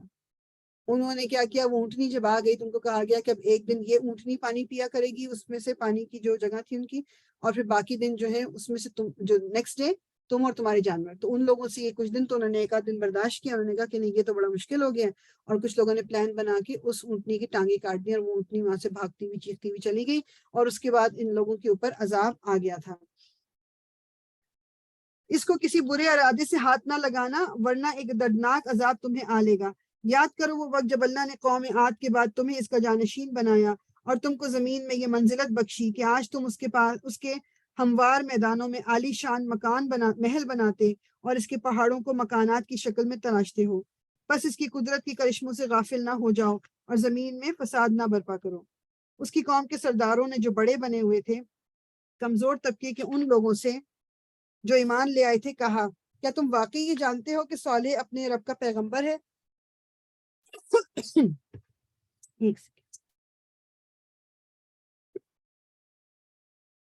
انہوں نے جواب دیا بے شک جس پیغام کے ساتھ وہ بھیجا گیا ہے اسے ہم مانتے ہیں. ان بڑائی کے مدیوں نے کہا کہ جس چیز کو تم نے مانا ہے ہم اس کے منکر ہیں. مطلب اوپنلی وہ جو بڑے بڑے وہ کہتے ہیں نا پیسے والے جو لوگ ہوتے ہیں، ان لوگوں نے کہا ہم تو اس کو اوپنلی اس کا جو ہے وہ مطلب انکار کرتے ہیں. پھر انہوں نے اس اونٹنی کو مار ڈالا اور پورے تمرد کے ساتھ اپنے رب کے حکم کی خلاف ورزی کر گزرے، اور صالح سے کہہ دیا کہ لے آ وہ عذاب جس کی تو ہمیں دھمکی دیتا ہے اگر تو واقعی پیغمبروں میں سے ہے. آخرکار ایک دہلا دینے والی آفت نے انہیں آ لیا اور وہ اپنے گھروں میں اوندھے پڑے کے پڑے رہ گئے۔ اور صالح یہ کہتا ہوا ان کی بستیوں سے نکل گیا کہ اے میری قوم، میں نے اپنے رب کا پیغام تجھے پہنچا دیا اور میں نے تیری بہت خیر خواہی کی، مگر میں کیا کروں کہ تجھے اپنے خیر خواہ پسند ہی نہیں ہے۔ اور لوط کو ہم نے پیغمبر بنا کر بھیجا۔ پھر یاد کرو جب اس نے اپنی قوم سے کہا، کیا تم ایسے بے حیا ہو گئے ہو کہ وہ فحش کام کرتے ہو جو تم سے پہلے دنیا میں کسی نے نہیں کیا؟ تم عورتوں کو چھوڑ کر مردوں سے اپنی خواہش پوری کرتے۔ یہ لوط علیہ السلام کو جس قوم کی طرف بھیجا گیا تھا، ان کے اندر برائی کیا تھی کہ وہ وہی جو آج کل تو ہمارے لیے یہ سب سننا کامن ہو گیا نا، کہ وہ گے اینڈ لیسبین، ٹھیک ہے، گیز کا بیسیکلی تھا کہ مرد میں انٹرسٹڈ تھا، عورتوں میں انٹرسٹڈ ہی نہیں تھا۔ لوط علیہ السلام، حضرت ابراہیم اور حضرت لوط دونوں ایک ہی ٹائم فریم میں، مطلب آپ سمجھ لو کہ پیغمبری ان کو مطلب ملی۔ آف کورس لوط علیہ السلام ان کے بھتیجے تھے، چھوٹے تھے ان سے، لیکن مطلب وہ ایک ہی علاقہ، ساتھ کا علاقہ تھا جو ان کو، جس میں پیغام اللہ تعالیٰ کا پہنچانا تھا۔ حقیقت یہ ہے کہ تم لوگ ہی بالکل ہی حد سے گزر جانے والے لوگ ہو، مگر اس کی قوم کا جواب اس کے سوا کچھ نہ تھا کہ نکالو ان لوگوں کو اپنی بستیوں سے، بڑے پاک باز بنتے ہیں یہ۔ آخرکار ہم نے لوط اور اس کے گھر والوں کو سوائے اس کی بیوی کے جو پیچھے رہ جانے والوں میں تھی بچا کر نکال دیا، اور اس قوم پر برسائی ایک بارش۔ پھر دیکھو کہ ان مجرموں کا کیا انجام ہوا۔ تو بیوی جو تھی لوط کی، وہ ان لوگوں کے ساتھ ملی ہوتی تھی، مطلب ان کے لسانیاں پیدا کرتی تھی، جو بھی حرکتیں وہ کرتے تھے، تو اس لیے وہ پیچھے رہ گئی تھی، اور ان کو کہا گیا تھا کہ بس اپنے گھر سے تم منہ اندھیرے نکل جانا، پیچھے مڑ کے مت دیکھنا۔ اور پھر وہ کہتے یہی کہ اللہ تعالیٰ نے فرشتے کے ذریعے پوری کی پوری بستی اوپر اٹھا کے الٹی کر کے نیچے پھینکی، اور اوپر سے ان پہ پتھروں کی بارش بھی ہوئی تھی۔ مطلب بہت ہی سخت عذاب تھا جو ان کے اوپر نازل کیا اللہ تعالیٰ نے۔ اور یہ ڈیڈ سی جہاں ہے نا، یہ وہ والا علاقہ وہ کہتے ہیں کہ ہے۔ اور جیسے ہر دفعہ میں یہ ریمائنڈر ایک دیتی ہوں، جو میرے ساتھ ہر سال دورہ قرآن میں ہوتے ہیں ان کو تو پتا ہوگا کہ جو ڈیڈ سی کے وہ جو ہے نا، نیچے سے جڑی بوٹیاں کیا نکال کے اس سے اب انہوں نے میک اپ کی اور کریمز اور یہ چیزیں بنا لی ہیں، تو کوشش کریں ان کو استعمال نہ کریں۔ رسول اللہ صلی اللہ علیہ وسلم کا یہ تھا کہ جیسے وہ کسی ایسی بستی سے گزرتے تھے جہاں کے لوگوں کے اوپر عذاب آیا ہوتا تھا، تو وہ کہتے تھے تیزی سے یہاں سے گزر جاؤ، یہاں کا پانی بھی نہیں پینا۔ یہاں وہ ایک عورت نے ایک دفعہ آٹا گوندھ لیا تھا وہاں رک کے، اور وہاں کے پانی سے آپ نے وہ بھی پھینکوا دیا تھا، میننگ کہ جن پہ عذاب ہے بس وہاں سے گزر جاؤ۔ اور ہم وہ کریمیں لا کے اپنے چہروں پہ لگا لیں تو اپنے اندر لگا لیں، کیسے پاسبل ہے؟ ٹھیک، تو اس چیز کا ضرور خیال ہے کہ اس پہ لکھا ہوتا ہے وہ ڈیڈ سی سم تھنگ کر کے، وہ اس کا وہ لکھا ہوتا ہے کہ وہ پتہ چل جائے گا آپ کو خود بھی۔ اچھا، اور پھر اس قوم پر برسائی ایک بارش تھی، یہ پتھروں کی بارش تھی۔ پھر دیکھو کہ ان مجرموں کا کیا انجام ہوا۔ جی، آیا نمبر 85۔ اور مدین والوں کی طرف، اب یہ مدین ایک اور جگہ ہے، مدین والوں کی طرف ہم نے اس کے بھائی شعیب کو بھیجا۔ اس نے کہا، اے برادران قوم، اللہ کی بندگی کرو، اس کے سوا تمہارا کوئی خدا نہیں ہے۔ تمہارے پاس تمہارے رب کی صاف رہنمائی آ گئی ہے، لہٰذا وزن اور پیمانے پورے کرو، لوگوں کو ان کی چیزوں میں گھاٹا نہ دو، اور زمین میں فساد برپا نہ کرو جبکہ اس کی اصلاح ہو چکی ہے، اسی میں تمہاری بھلائی ہے اگر تم واقعی مومن ہو۔ شعیب علیہ السلام کی جو قوم تھی ان کے اندر برائی تھی کہ وہ ناپ تول میں کمی کرتے تھے۔ اور زندگی کے ہر راستے پر راہزن بن کر نہ بیٹھ جاؤ کہ لوگوں کو خوفزدہ کرنے اور ایمان لانے والوں کو خدا کے راستے سے روکنے لگو، اور سیدھی راہ کو ٹیڑھا کرنے کے در پہ ہو جاؤ۔ یاد کرو وہ زمانہ جبکہ تم تھوڑے تھے اور پھر اللہ نے تمہیں بہت کر دیا، اور آنکھیں کھول کر دیکھو کہ دنیا میں مفسدوں کا کیا انجام ہوا ہے۔ اگر تم میں سے ایک گروہ اس تعلیم پر جس کے ساتھ میں بھیجا گیا ہوں ایمان لاتا ہے اور دوسرا ایمان نہیں لاتا، تو صبر کے ساتھ دیکھتے رہو یہاں تک کہ اللہ ہمارے درمیان فیصلہ کر دے، اور وہی سب سے بہتر فیصلہ کرنے والا ہے۔ ٹائم ہمارے پاس ہے، اب ہمارا 9واں جز شروع ہو رہا ہے الحمدللہ۔ اس کی قوم کے سرداروں نے جو اپنی بڑائی کے گھمنڈ میں مبتلا تھے اس سے کہا، اے شعیب، ہم تجھے اور ان لوگوں کو جو تیرے ساتھ ایمان لائے ہیں اپنی بستی سے نکال دیں گے، ورنہ تم لوگوں کو ہماری ملت میں واپس آنا ہوگا۔ شعیب نے جواب دیا، کیا زبردستی ہمیں پھیرا جائے گا؟ خواہ ہم راضی نہ ہوں، ہم اللہ پر جھوٹ گھڑنے والے ہوں گے اگر تمہاری ملت میں پلٹ آئیں، جبکہ اللہ ہمیں اس سے نجات دے چکا ہے۔ ہمارے لیے تو اس کی طرف پلٹنا اب کسی طرح ممکن نہیں، الا یہ کہ خدا ہمارا رب ہی ایسا چاہے۔ ہمارے رب کا علم ہر چیز پر حاوی ہے، اسی پر ہم نے اعتماد کر لیا۔ اے رب، ہمارے اور ہماری قوم کے درمیان ٹھیک ٹھیک فیصلہ کر دے، اور تو بہترین فیصلہ کرنے والا ہے۔ اس کی قوم کے سرداروں نے جو اس کی بات ماننے سے انکار کر چکے تھے آپس میں کہا، اگر تم نے شعیب کی پیروی قبول کر لی تو برباد ہو جاؤ گے۔ مگر ہوا یہ کہ ایک دہلا دینے والی آفت نے ان کو آ لیا اور وہ اپنے گھروں میں اوندھے پڑے کے پڑے رہ گئے۔ جن لوگوں نے شعیب کو جھٹلایا وہ ایسے مٹے کہ گویا کبھی ان گھروں میں بسے ہی نہ تھے۔ شعیب کے جھٹلانے والے ہی آخرکار برباد ہو کر رہے، اور شعیب یہ کہہ کر ان کی بستیوں سے نکل گیا کہ اے برادران قوم، میں نے اپنے رب کے پیغامات تمہیں پہنچا دیے ہیں اور تمہاری خیر خواہی کا حق ادا کر دیا۔ اب میں اس قوم پر کیسے افسوس کروں جو قبول حق سے انکار کرتی ہے۔ آیا نمبر 94۔ کبھی ایسا نہیں ہوا کہ ہم نے کسی بستی میں نبی بھیجا ہو اور اس بستی کے لوگوں کو پہلے تنگی اور سختی میں مبتلا نہ کیا ہو، اس خیال سے کہ شاید وہ عاجزی پر اتر آئیں۔ پھر ہم نے ان کی بدحالی کو خوشحالی سے بدل دیا، یہاں تک کہ وہ خوب پھلے پھولے اور کہنے لگے کہ ہمارے اسلاف پر بھی اچھے اور برے دن آتے ہی رہے۔ یعنی بیسیکلی برے اچھے وقت آتے تھے، تو ہوتا ہے نا کہ انسان جب برا وقت آئے تو اس کو اللہ تعالیٰ کی طرف پلٹنا چاہیے، وہ اس کو ایک طرح سے اس کی آزمائش بھی ہو رہی ہوتی ہے اور اللہ تعالیٰ سے اپنا وہ کنیکشن بنائے۔ لیکن ان لوگوں کا کیا ہوتا تھا، وہ جب برا وقت آ کے گزر جاتا تھا اور یہ پھر سے ٹھیک ٹھاک ہوتے تھے تو کہتے تھے ہمارے آباء و اجداد پہ بھی تو اچھا برا وقت آتا ہی رہتا تھا، ہم تو مطلب ہم سب ٹھیک ہی کر رہے ہیں۔ آخرکار ہم نے انہیں اچانک پکڑ لیا اور انہیں خبر تک نہ ہوئی۔ اگر بستیوں کے لوگ ایمان لاتے اور تقوی کی روش اختیار کرتے تو ہم ان پر آسمان اور زمین سے برکتوں کے دروازے کھول دیتے، مگر انہوں نے تو جھٹلایا، لہٰذا ہم نے اس بری کمائی کے حساب میں انہیں پکڑ لیا جو وہ سمیٹ رہے تھے۔ پھر کیا بستیوں کے لوگ اب اس سے بے خوف ہو گئے ہیں کہ ہماری گرفت کبھی اچانک ان پر رات کے وقت نہ آ جائے گی جبکہ وہ سوتے پڑے ہوں، یا انہیں اطمینان ہو گیا ہے کہ ہمارا مضبوط ہاتھ کبھی یکایک ان پر دن کے وقت نہ پڑے گا جبکہ وہ کھیل رہے ہوں۔ کیا یہ لوگ اللہ کی چال سے بے خوف ہیں؟ حالانکہ اللہ کی چال سے وہی قوم بے خوف ہوتی ہے جو تباہ ہونے والی ہو۔ اگر اب ہم دیکھیں مطلب ہمارے اور ہمارے ارد گرد لوگوں، مطلب ہم واقعی زندگی اس طرح گزار رہے ہیں کہ جیسے بس ہم نے ہمیشہ زندہ ہی رہنا ہے، اور ہمیں موت، اور یہ کانسیپٹ ہمارے دماغ میں دل میں اچھی طرح بیٹھا نہیں ہے کہ موت کبھی بھی آ سکتی ہے، ہمیں اچانک آ سکتی ہے، کوئی اس میں مطلب ہمیں یعنی بتا کے نہیں آئے گی، بیسیکلی بس یہ دماغ میں رکھنا ہے ہم نے۔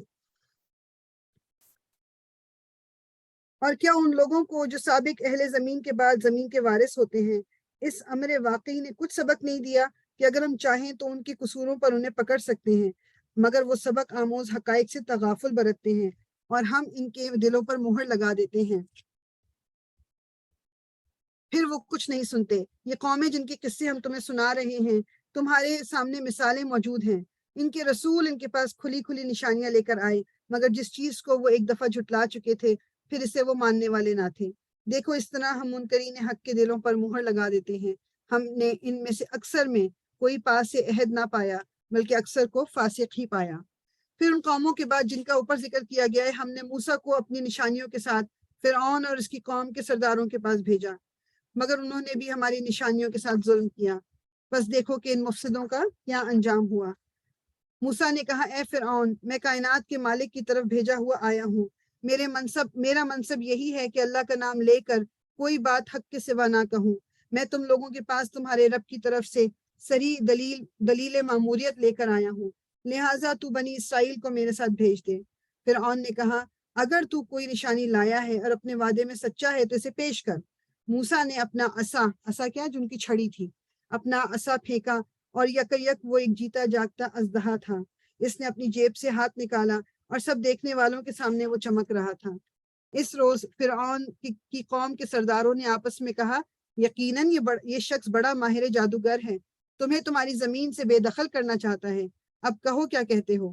پھر ان سب نے فرعون کو مشورہ دیا کہ اسے اور اس کے بھائی کو انتظار میں رکھیے اور تمام شہروں میں ہر کارے بھیج دیجئے کہ ہر ماہر فن جادوگر کو آپ کے پاس لے آئیں۔ یعنی بیسیکلی انہوں نے کہا کہ حضرت موسیٰ جو جادو مطلب میریکل دکھا رہے ہیں، یہ جادو ہے، یہ جادوگر ہیں۔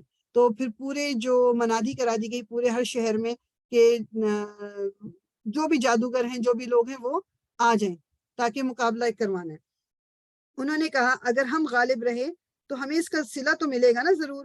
فرعون نے جواب دیا ہاں، اور تم مقرب بارگاہ ہوگے، یعنی کہ تم میرے قریب آ جاؤ گے اگر تم جادوگروں سے کہا اس نے۔ پھر انہوں نے موسیٰ سے کہا تم پھینکتے ہو یا ہم پھینکیں؟ موسیٰ نے جواب دیا تم ہی پھینکو، یعنی تم اپنا چھڑی پھینکتے ہو یا ہم پھینکیں؟ انہوں نے جو اپنے آنچر پھینکے تو نگاہوں کو مسحور اور دلوں کو خوف زدہ کر دیا اور بڑا ہی زبردست جادو بنا لائے۔ ہم نے موسیٰ کو اشارہ کیا کہ پھینک اپنا عصا. اس کا پھینکنا تھا کہ آن کی آن میں وہ ان کے اس جھوٹے تلسم کو نگلتا چلا گیا. اب دونوں میں فرق یہ تھا کہ جو موسیٰ علیہ السلام کے پاس معجزہ تھا، ان کی چھڑی واقعی ہی اژدہا بنتی تھی، مطلب ایک بڑا سانپ. جو دوسرے لوگ تھے وہ کہتے ہیں نا کہ اس کو کیا کہتے ہیں، ورڈ کیا ہے کہ جو آپ کی آنکھوں کا دھوکا ہوتا تھا، جو ان کا جادوگر لوگ کرتے تھے. تو انہوں نے تو جب یہ اژدہا بنایا، حضرت موسیٰ کا اژدہا اصل تھا، اس نے ان تمام اژدہوں کو کھا لیا، ختم کر دیا بالکل. اس طرح جو حق تھا وہ حق ثابت ہوا، اور جو کچھ انہوں نے بنا رکھا تھا وہ باطل ہو کر رہ گیا. فرعون اور اس کے ساتھی میدان مقابلہ میں مغلوب ہوئے اور فتح مند ہونے کے بجائے الٹے ذلیل ہو گئے. اور جادوگروں کا حال یہ ہوا کہ گویا کسی چیز نے اندر سے انہیں سجدے میں گرا دیا. کہنے لگے ہم نے مان لیا رب العالمین کو، اس رب کو جسے موسیٰ اور ہارون مانتے ہیں. ابھی دیکھو کہ جس نے ماننا ہوتا ہے نا، اس کے لیے ایک ہی معجزہ کافی ہے، اس کو بار بار دلیلیں نہیں دینی پڑتی ہیں، بار بار معجزے نہیں چاہیے. تو وہ تمام جادوگر جو تھے وہ سجدے میں گر گئے. فرعون نے کہا تم اس پر ایمان لے آئے قبل اس کے کہ میں تمہیں اجازت دوں؟ یقیناً یہ کوئی خفیہ سازش تھی جو تم لوگوں نے اس دارالسلطنت میں کی تاکہ اس کے مالکوں کو اقتدار سے بے دخل کر دو.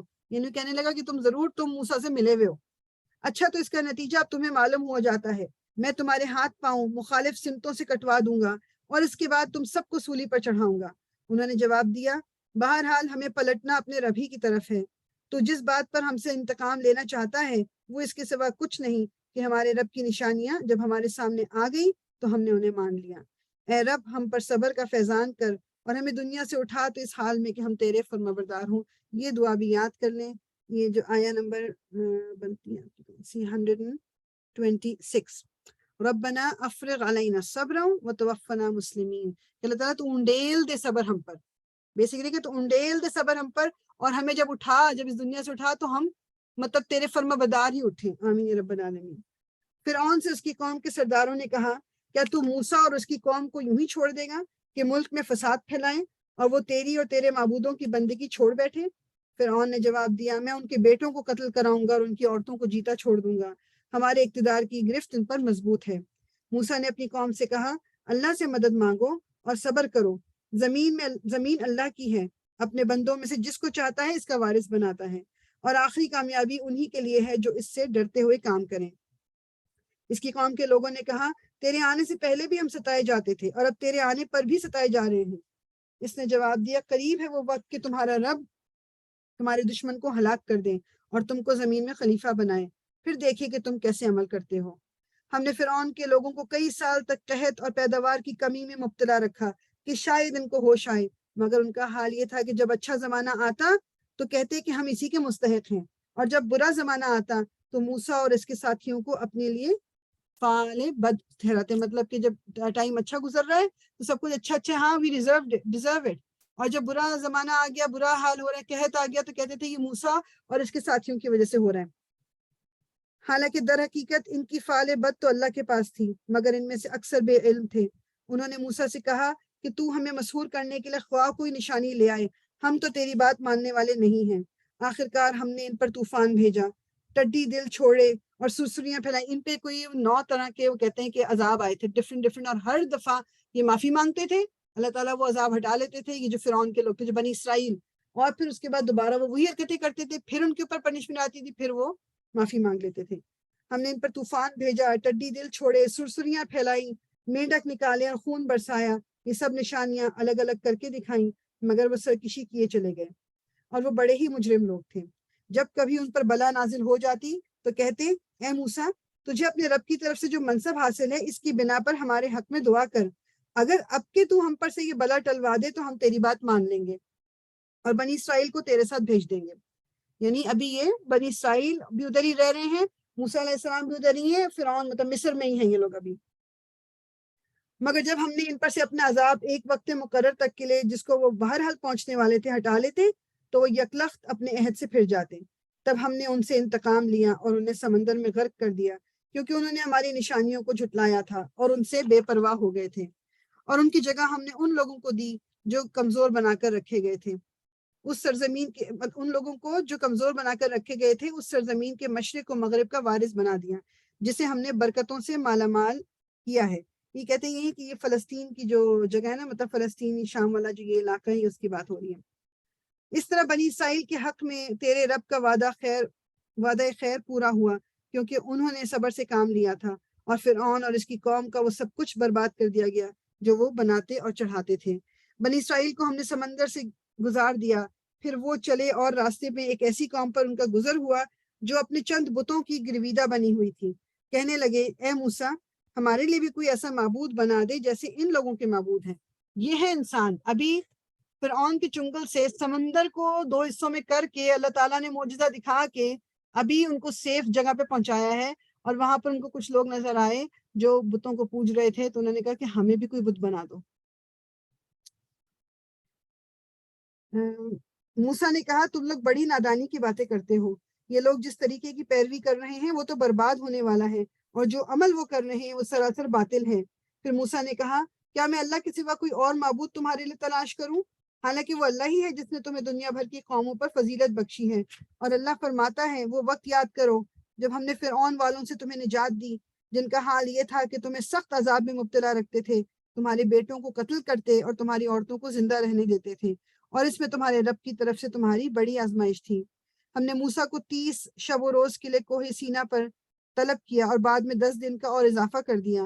اس طرح اس کے رب کی مقررہ مدت پورے 40 دن ہو گئی. موسیٰ نے چلتے ہوئے اپنے بھائی ہارون سے کہا کہ میرے پیچھے تم میری قوم میں میری جانشینی کرنا، اور ٹھیک کام کرتے رہنا، اور بگاڑ پیدا کرنے والے کے طریقے پہ مت چلنا. جب وہ ہمارے مقررہ کیے ہوئے وقت پر پہنچا اور اس کے رب نے اس سے کلام کیا، تو اس نے التجا کی کہ اے میرے رب، مجھے یارائے نظر دے، یعنی مجھے تجھے دیکھنا ہے، یارائے نظر دے کہ میں تجھے دیکھوں. فرمایا، تو مجھے نہیں دیکھ سکتا، ہاں ذرا سامنے کے پہاڑ کی طرف دیکھ، اگر وہ اپنی جگہ قائم رہ جائے تو البتہ تو مجھے دیکھ سکے گا. چنانچہ اس کے رب نے جب پہاڑ پر تجلی کی تو اسے ریزہ ریزہ کر دیا، مطلب اپنی روشنی، اپنا نور جب پہاڑ پہ ڈالا تو پہاڑ ہی ٹوٹ ٹوٹ کے سب کرچی کرچی ہو گیا، اور موسیٰ غش کھا کر گر پڑا. جب ہوش آیا تو بولا، پاک ہے تیری ذات، میں تیرے حضور توبہ کرتا ہوں اور سب سے پہلا ایمان لانے والا ہوں. فرمایا، اے موسیٰ، میں نے تمام لوگوں پر ترجیح دے کر تجھے منتخب کیا ہے، میری پیغمبری کر اور مجھ سے ہم کلام ہو، بس جو کچھ میں تجھے دوں اسے لے اور شکر بجا لا. اس کے بعد ہم نے موسیٰ کو ہر شعبہ زندگی کے متعلق نصیحت اور ہر پہلو کے متعلق واضح ہدایت تختیوں پر لکھ کر دے دی، اور اس سے کہا، ان ہدایات کو مضبوط ہاتھوں سے سنبھال اور اپنی قوم کو حکم دے کہ ان کے بہتر مفہوم کی پیروی کرے. ان قریب میں تمہیں فاسقوں کے گھروں میں دکھاؤں گا، میں اپنی نشانیوں سے ان لوگوں کی نگاہیں پھیر دوں گا بغیر کسی حق کے، جو زمین میں بغیر کسی حق کے بڑے بنتے ہیں. وہ خواہ کوئی نشانی دیکھ لیں، کبھی اس پر ایمان نہ لائیں گے. اگر سیدھا راستہ ان کے سامنے آئے تو اسے اختیار نہ کریں گے، اور اگر ٹیڑھا راستہ نظر آئے تو اس پر چل پڑیں گے. اس لیے انہوں نے ہماری نشانیوں کو جھٹلایا اور ان سے بے پرواہی کرتے رہے. ہماری نشانیوں کو جس کسی نے جھٹلایا اور آخرت کی پیشی کا انکار کیا، اس کے سارے اعمال ضائع ہو گئے. کیا لوگ اس کے سوا کچھ اور جزا پا سکتے ہیں کہ جیسا کریں ویسا بھرے؟ دنیا میں تو ہم اس کو مان لیتے ہیں نا، اس بات کو کہ جیسا کرو گے ویسا بھرو گے، کہ ہم بولتے بھی ہیں، مگر جب بات آتی ہے کہ مطلب اللہ تعالیٰ جب یہ چیز بات کہہ رہے ہیں کہ جی یہ کرو گے تو یہ ہوگا، تو ہمیں لگتا ہے کہ نہیں اللہ تعالیٰ تو رحیم اور کریم ہے، ہمیں معاف کر دے گا. موسیٰ کے پیچھے اس کی قوم کے لوگوں نے اپنے زیوروں سے ایک بچڑے کا پتلا بنا لیا، جس میں سے نیل کی، یعنی بیل کی، جو بیسیکلی بیل کے بچے کی آواز نکلتی تھی. کیا انہیں نظر نہ آتا تھا کہ وہ نہ ان سے بولتا ہے، نہ کسی معاملے میں ان کی رہنمائی کرتا ہے؟ مگر پھر بھی انہوں نے اسے معبود بنا لیا، اور وہ سخت ظالم تھے. پھر جب ان کی فریب خوردگی کا طلسم ٹوٹ گیا اور انہوں نے دیکھ لیا کہ در حقیقت وہ گمراہ ہو گئے ہیں، تو کہنے لگے، اگر ہمارے رب نے ہم پر رحم نہ فرمایا اور ہم سے درگزر نہ کیا تو ہم برباد ہو جائیں گے. ادھر سے موسیٰ غصے اور رنج میں بھرا ہوا اپنی قوم کی طرف پلٹا. آتے ہی اس نے کہا، بہت بری جانشینی کی تم لوگوں نے میرے بعد. کیا تم سے اتنا صبر نہ ہوا کہ اپنے رب کے حکم کا انتظار کر لیتے؟ اور تختیاں پھینک دیں. تختیاں کون تھی؟ جو اللہ تعالیٰ نے ان کو 10 تختیاں، 10 احکامات جن پہ لکھے ہوئے تو تختیاں دی تھی. تختیاں پھینک دیں اور اپنے بھائی ہارون کے سر کے بال پکڑ کر اسے کھینچا. ہارون نے کہا، اے میری ماں کے بیٹے، ان لوگوں نے مجھے دبا لیا اور قریب تھا کہ مجھے مار ڈالتے، بس تو دشمنوں کو مجھ پر ہنسنے کا موقع نہ دے اور اس ظالم گروہ کے ساتھ مجھے نہ شامل کر. مطلب کہ جب حضرت موسیٰ واپس آئے تو انہوں نے دیکھا کہ سب کچھ تو انہوں نے تو بچڑا بنا لیا، اس کو پوج رہے ہیں، اور آپ ہارون علیہ السلام کو چھوڑ کے گئے تھے. تو انہوں نے کہا کہ مطلب یہ تمہیں کس طرح کی تم نے لیڈرشپ کی، کس طرح کیا؟ تو مطلب ان کو غصہ آ گیا. تو انہوں نے کہا کہ مطلب میرا اس میں کچھ کر ہی نہیں سکا، مطلب لوگوں کو موقع نہ دے ہنسنے کا کہ مطلب ہم بھائی ایک دوسرے کے اتنے اگینسٹ ہو رہے ہیں، تو مجھے تو معاف کر دے. تب موسیٰ نے کہا اے رب مجھے اور میرے بھائی کو معاف کر اور ہمیں اپنی رحمت میں داخل فرما، تو سب سے بڑھ کر رحیم ہے. جواب میں ارشاد ہوا کہ جن لوگوں نے بچڑے کو معبود بنایا وہ ضرور اپنے رب کے غضب میں گرفتار ہو کر رہیں گے اور دنیا کی زندگی میں ذلیل ہوں گے. جھوٹ گھڑنے والوں کو ہم ایسی ہی سزا دیتے ہیں، اور جو لوگ برے عمل کریں پھر توبہ کر لیں اور ایمان لے آئیں تو یقیناً اس توبہ اور ایمان کے بعد تیرا رب درگزر اور رحم فرمانے والا ہے. پھر جب موسیٰ کا غصہ ٹھنڈا ہوا تو اس نے وہ تختیاں اٹھا لیں جن کی تحریر میں ہدایت اور رحمت تھی ان لوگوں کے لیے جو اپنے رب سے ڈرتے ہیں، اور اس نے اپنی قوم کے 70 آدمیوں کو منتخب کر لیا تاکہ وہ اس کے ساتھ ہمارے مقرر کیے ہوئے وقت پر حاضر ہوں. جب ان لوگوں کو ایک سخت زلزلے نے آ پکڑا تو موسیٰ نے عرض کیا اے میرے سرکار، آپ چاہتے تو پہلے ہی ان کو اور مجھے ہلاک کر سکتے تھے. کیا آپ اس قصور میں جو ہم میں سے چند نادانوں نے کیا تھا ہم سب کو ہلاک کر دیں گے؟ یہ تو آپ کی ڈالی ہوئی ایک آزمائش تھی جس کے ذریعے سے آپ جسے چاہتے ہیں گمراہی میں مبتلا کر دیتے ہیں اور جسے چاہتے ہیں ہدایت بخش دیتے ہیں. ہمارے سرپرست تو آپ ہی ہیں، بس ہمیں معاف کر دیجئے اور ہم پر رحم فرمائیے، آپ سب سے بڑھ کر معاف فرمانے والے ہیں. اور ہمارے لیے اس دنیا کی بھلائی بھی لکھ دیجئے اور آخرت کی بھی، ہم نے آپ کی طرف رجوع کر لیا. جواب میں ارشاد ہوا سزا تو میں جسے چاہتا ہوں دیتا ہوں، مگر میری رحمت ہر چیز پر چھائی ہوئی ہے. یعنی اللہ تعالیٰ کی رحمت overtakes his غصہ، اللہ تعالیٰ کا جو غصہ ہے اس کو اوورٹیک کر لیتی ہے اللہ تعالیٰ کی رحمت. اور اسے میں ان لوگوں کے حق میں لکھوں گا جو نافرمانی سے پرہیز کریں گے، زکوٰۃ دیں گے اور میری آیات پر ایمان لائیں گے. بس آج یہ رحمت ان لوگوں کا حصہ ہے جو اس پیغمبر نبی امی یعنی رسول اللہ صلی اللہ علیہ وسلم کی پیروی اختیار کریں جس کا ذکر انہوں نے اپنے ہاں تورات اور انجیل میں لکھا ہوا ملتا ہے. وہ انہیں نیکی کا حکم دیتا ہے، بدی سے روکتا ہے، ان کے لیے پاک چیزیں حلال اور ناپاک چیزیں حرام کرتا ہے، ان پر سے وہ بوجھ اتارتا ہے جو ان پر لدے ہوئے تھے، اور وہ بندشیں کھولتا ہے جن میں وہ جکڑے ہوئے تھے. لہٰذا جو لوگ اس پر ایمان لائیں اور اس کی حمایت اور نصرت کریں اور اس روشنی کی پیروی اختیار کریں جو اس کے ساتھ نازل کی گئی ہے، وہی فلاح پانے والے ہیں. اے محمد کہو اے انسانوں، میں تم سب کی طرف اس خدا کا پیغمبر ہوں جو زمین اور آسمانوں کی بادشاہی کا مالک ہے، اس کے سوا کوئی خدا نہیں ہے، وہی زندگی بخشتا ہے اور وہی موت دیتا ہے. بس ایمان لاؤ اللہ پر اور اس کے بھیجے ہوئے نبی امی پر جو اللہ اور اس کے ارشادات کو مانتا ہے، اور پیروی اختیار کرو اس کی، امید ہے کہ تم راہ راست پالو گے. اچھا جی، ہم آئی نو کہ ٹائم تھوڑا سا اور ہے بٹ اینی ویز ہم یہیں پر رکیں گے. آیا نمبر 158 سورہ اعراف کی. تھوڑی رہ گئی سورہ اعراف انشاءاللہ ختم کریں گے، لیکن آئی نو کہ وہ سب کا تھوڑا سا ذرا زیادہ ہو جاتا ہے پھر بیٹھے بیٹھے، تو انشاءاللہ تعالی یہیں پر ہم روکتے ہیں اور کل دوبارہ انشاءاللہ کنٹینیو کریں گے. سبحانک اللہم و بحمدک نشہد ان لا الہ الا انت نستغفرک و نتوب الیک. ربنا تقبل منا انک انت السمیع العلیم وتب علینا انک انت التواب الرحیم. الصلاۃ والسلام علی رسول اللہ. الحمد للہ رب العالمین.